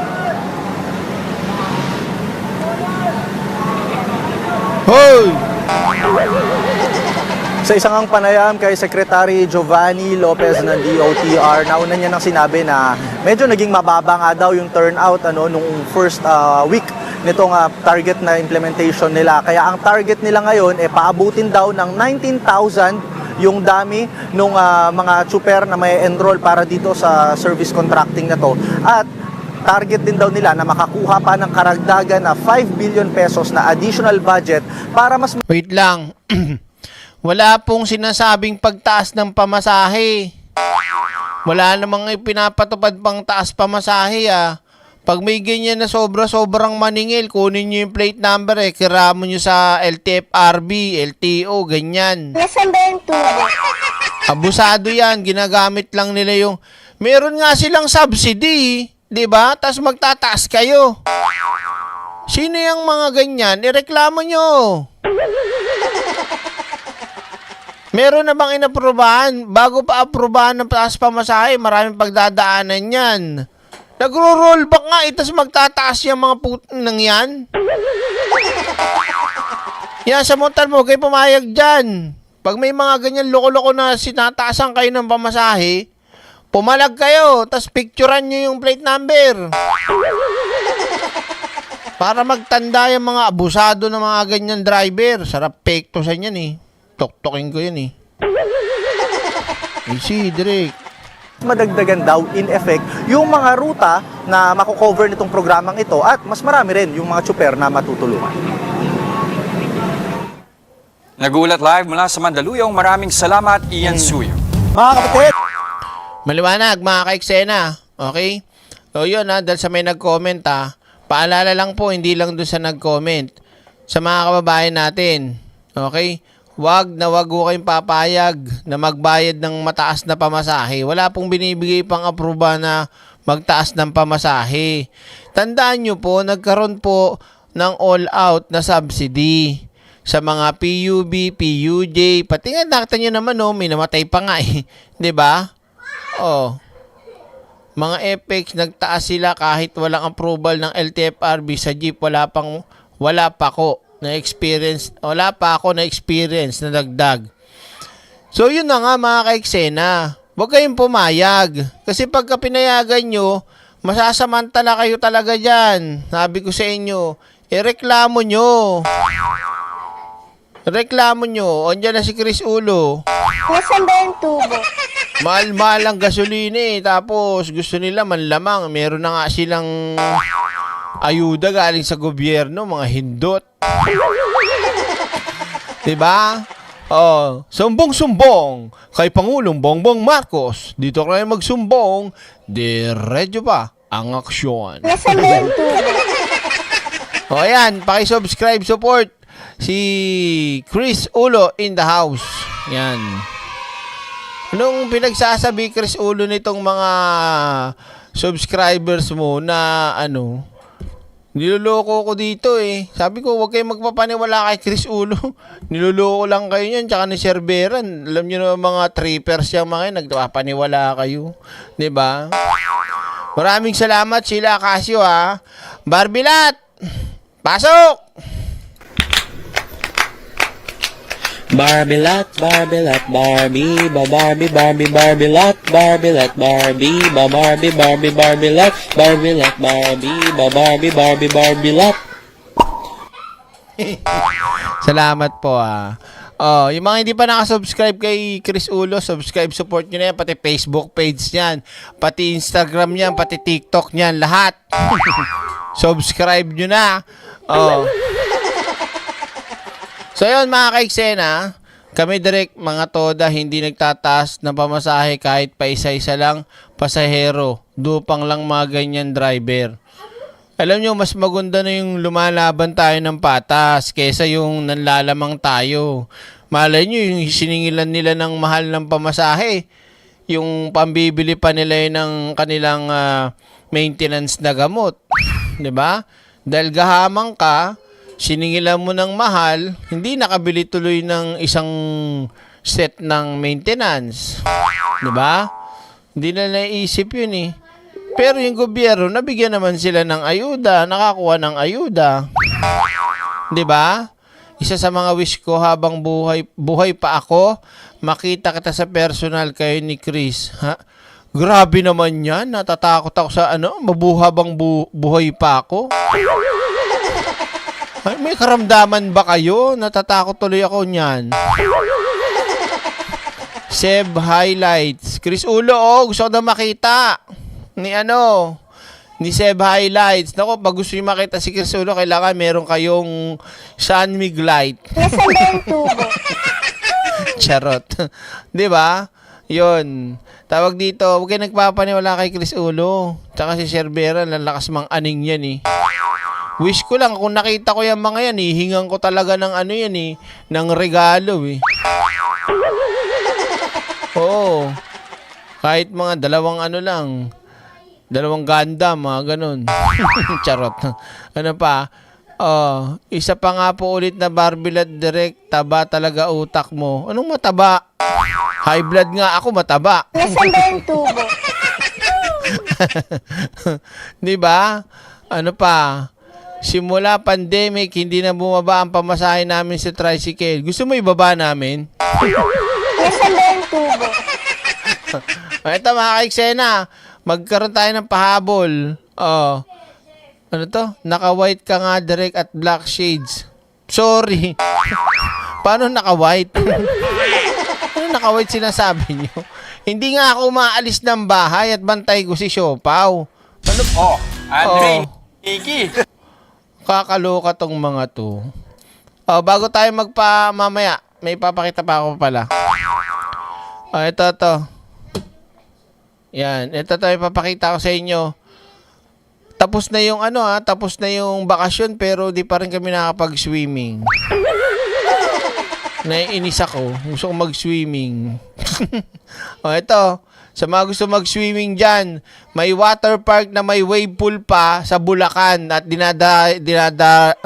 dinarayo ngayon mga ka-eksena. Parang gusto kong bumalik ng Boracay.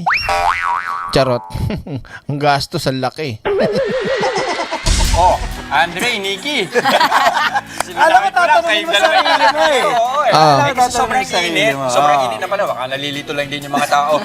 Pero kayo, I'm sure hindi kayo malilito. Sa inyo, balak, talunin ang init. Ngayong tag-init. Nikki, ladies first. Pwede naman sa bahay, maghalo-halo. Pero parang... Plastic. Plastic si ate. Pwede naman sa bahay, mag-alawalo. Nasaan ba yung tubo? Tinatanong ka nga kung saan mo gustong yung init eh. Pakaasar yung ganyan tao, no? Papampampa eh, tinan mo. Pero kayo, I'm sure hindi kayo malilito. Sa inyo, balak, talunin ang init. Ngayong tag-init. Nikki, ladies first. Pwede naman sa bahay, maghalo-halo. Pero parang ang... Plastic talaga, no? Direk, ang gwapo mo daw sabi. Tingnan nyo to mga to. Ito si Chris Ulo talaga. Nasaan ba yung tubo? Nakakaloka, oh. Oo. Ano ba naman kasi binikikwento sa inyo ni Chris Ulo? Diyos ko naman. Alam ko na. Oo, nakita kami ni Chris Ulo nung sa Malacanang. Yan, di ba? Oo. Huwag kayo nagpapaniwala kay Chris Ulo. Pero hindi, di ba hindi ako nagpakita sa Malacanang sa inyo? Oh, kay Chris Ulo ako nagpakita. Tsaka kay Nyolo. Yun. Tapos kay Cervera. Yun lang. Oh. Kaya kinikwento siguro sa inyo ni Chris Ulo. Di ba? Ano daw? O sige, pagbigyan na natin to si Barbilat. Barbilat, Barbilat, Barbie, Barbie, Barbie, Barbilat, Barbilat, Barbie, Barbie, Barbie, Barbilat, Barbilat, Barbie, Barbie, Barbie, Barbilat.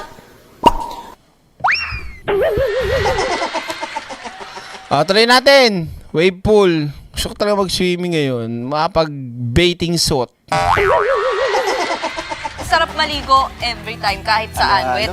Whether sa labas, sa pool, sa sa mga spring, sa hot spring para lalo gusto namin mag-beach dahil sa birthday ko. Gusto namin mag-bakasyon. Beach kasi. Ikaw, pare? Ako din, beach. Lately, nagugustuhan ko talaga pumunta ng Zambales. Sino kasama? Kaibigan, syempre. Minsan solo, okay lang din. Sama ka pa rin natin. Hindi ako naniniwala. Ng wave pool at paddle boats. Meron yan sa isang water park sa Bulacan. Silipin natin yan sa report ng ating weekend buddy na si Monty Lopez. Malamig mode muna tayo mga kapatid sa isang malupit na water park dito sa Bustos, Bulacan. Happy summer na! Welcome to Kaili Wonderland! Box office. Wow, ang daming tao. Sigurado puro ihi yan. Ang daming tao, no? Malamang sa malamang, 90% ihi, 10% tubig. Joke lang. Baka ayaw nyo na mag-swimming sa Ilang tao ang public pool. Parang fiesta sa saya. Pag uwi kong Pinas next month, Puerto Galera kami. Di pumunta kayo. Nasaan ba yung tubo? Sinabi parang inggit ka pa. Kala ko naman pag uwi ko ng Pinas next month, Puerto Galera tayo direct. Di mag-swimming kayo. Nasaan ba yung tubo?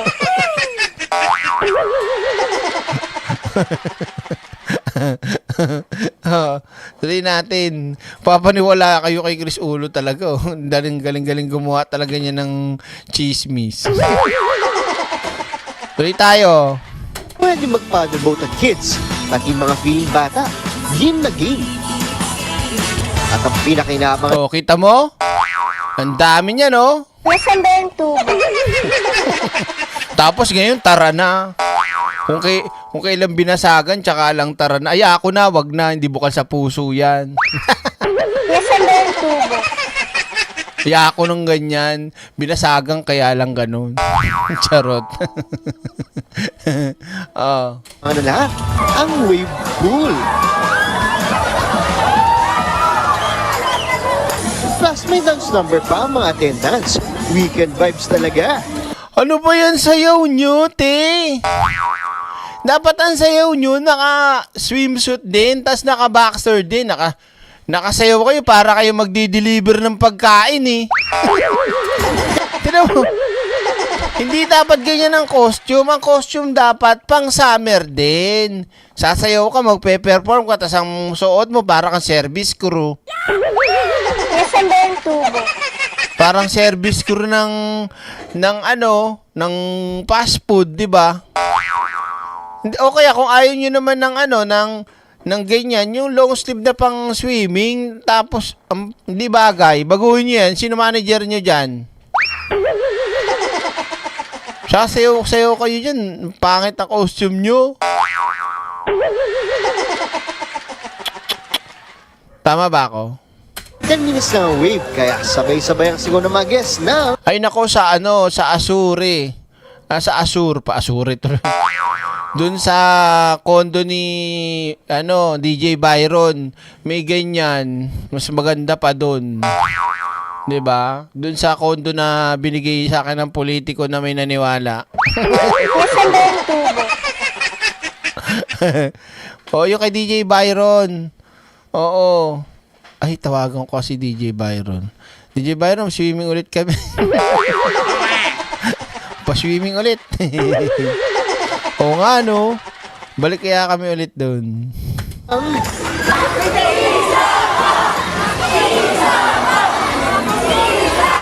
Fish Grand. Grabe, oh. Nakikita ko yung mga, mga ihi, oh. Wave na naman, mga kapatid. Hindi lang yan. May iba't ibang pools din na may biblical names gaya ng Jordan, Noah's Ark. At para sa mga bagets, may Makeda Cave Pool. Samantalang sa adults, may Mount Sinai naman. Lahat ng pangalan, inspired sa Biblia. Ba?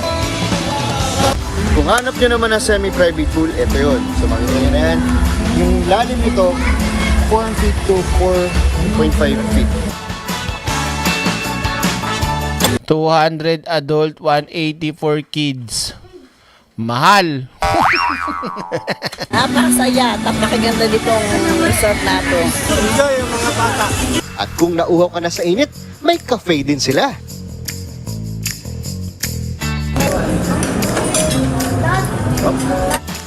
At kung ayaw nyo pang umuwi, pwedeng mag-overnight. May rooms for ordinary guests at may hotel rooms din. At best part, 1 hour drive lang from NLEX via bypass exit. Tipid sa gas, solid pa ang experience.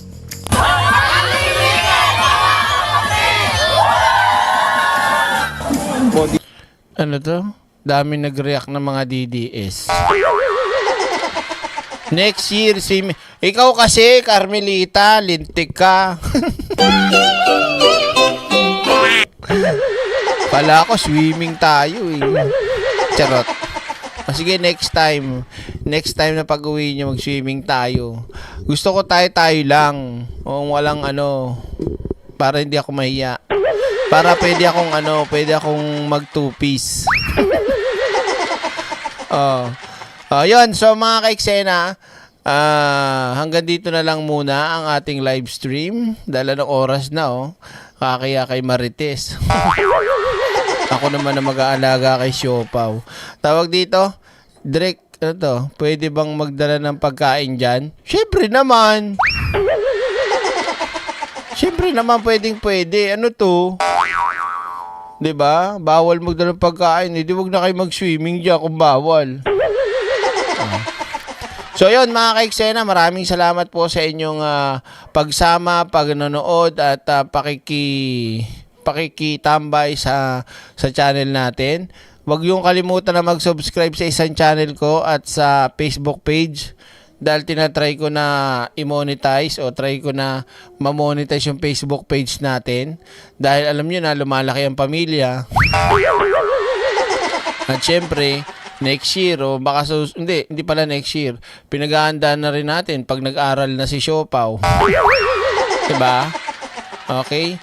Ano to? Susan kay Robin. Hindi ko alam yan. Ano ba meron doon? Salamat, Direk, sa oras at tawag at impormasyon. Ayaw naman. Direk, may swimming pool kami. 4 feet lang.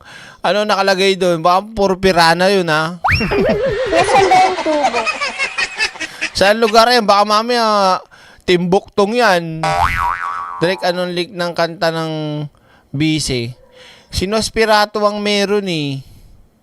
In-upload ko yata sa Facebook, sa YouTube ko, hanapin mo. Oo. In-upload ko yata sa Facebook ko o sa YouTube channel ko, patingin na lang. Kay Nospirato kasi yun, siya yung gumawa nun. Oo. Jericho Beles. Yan. So mga kaiksena, maraming salamat po. Magkita-kita tayo ulit sa susunod nating live stream. Direk, kamusta na yung dati mong dog? Okay. Hindi silang dalawa. Buhay na buhay, masigla, at alalaki na. Sa bagay, yung Shih Tzu, talagang maliit pa rin yun. Pero yung Husky ko, ang laki na, Diyos ko. Ang kapal na ng balahibo. Pagka nakapagpaligo ako ng aso, pipicturean ko. Mapakita ko sa inyo. Yung Shih Tzu ko, pinagupitan ko kasi napakainit nga sa Pilipinas. Tapos na break ko. Diyan muna kay Direk, work na ulit. Sige. Oo. Yan. So mga kaiksena ha, tawag dito, kita-kita lang tayo susunod na live stream ni Direk Freddy. At talagang pag umaga, tanghali na talaga kami nagigising. Kasi si Siopaw, anong oras nagpapatulog? Siyempre, puyat kami. Hanggang alas 11, alas 12, alauna, tulog pa kami.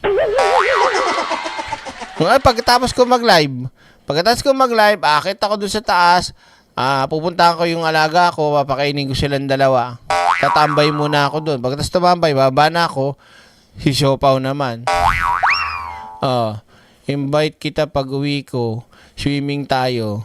Sa inyo ako titira 5 buwan. Nasaan ba yung tubo? Ito na, sige na. Maraming salamat po. At maraming, nakalive ba si Chris Ulo? O lipat kay Chris Ulo o kay Attorney Claire. Maraming salamat po mga kaiksena. Tawag dito. At sa ating mga moderators, Kabugera, Eksenadora, Spice Girls at lahat ng mga OFW, mag-ingat po kayo ha. Brush mo yung fur ng husky mo direct para hindi matted ang fur niya. Naglalagas talaga sila ng fur, lalo mainit sa Pilipinas. Hi, Tita Hilda, good morning. Kung kailan naman tapos na kami. So yun mga kaiksena ha. Maraming salamat po at ingat kayo palagi. God bless po and I love you, baby.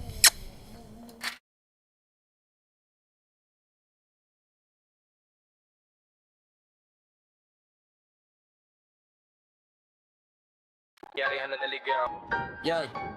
Bisero siya, di ko nakikita astang busy lagi. Pero trabaho niya parang laging may delay. Kaban ng bayan, parang nakaw sa gabi. Swipe dito, swipe doon, walang resibo, okay. Habang bayan naghihintay ng aksyon. Siya may pa-interview, may pa-global na eksena. Suit na plantado, salitay is crypto. Pera output, wala, presko lang ang meron. Hindi pawis ang puhunan, kundi exposure. Mas kilala sa camera kaysa sa serbisyo. Bise sa biyahe, hindi sa opisina. Trabaho na pag-iwanan sa pila ng visa. Habang oras ng bayan, unti-unting nauubos. Naglilibot ibang bansa na naman ang focus. Deadline lumilipad, parang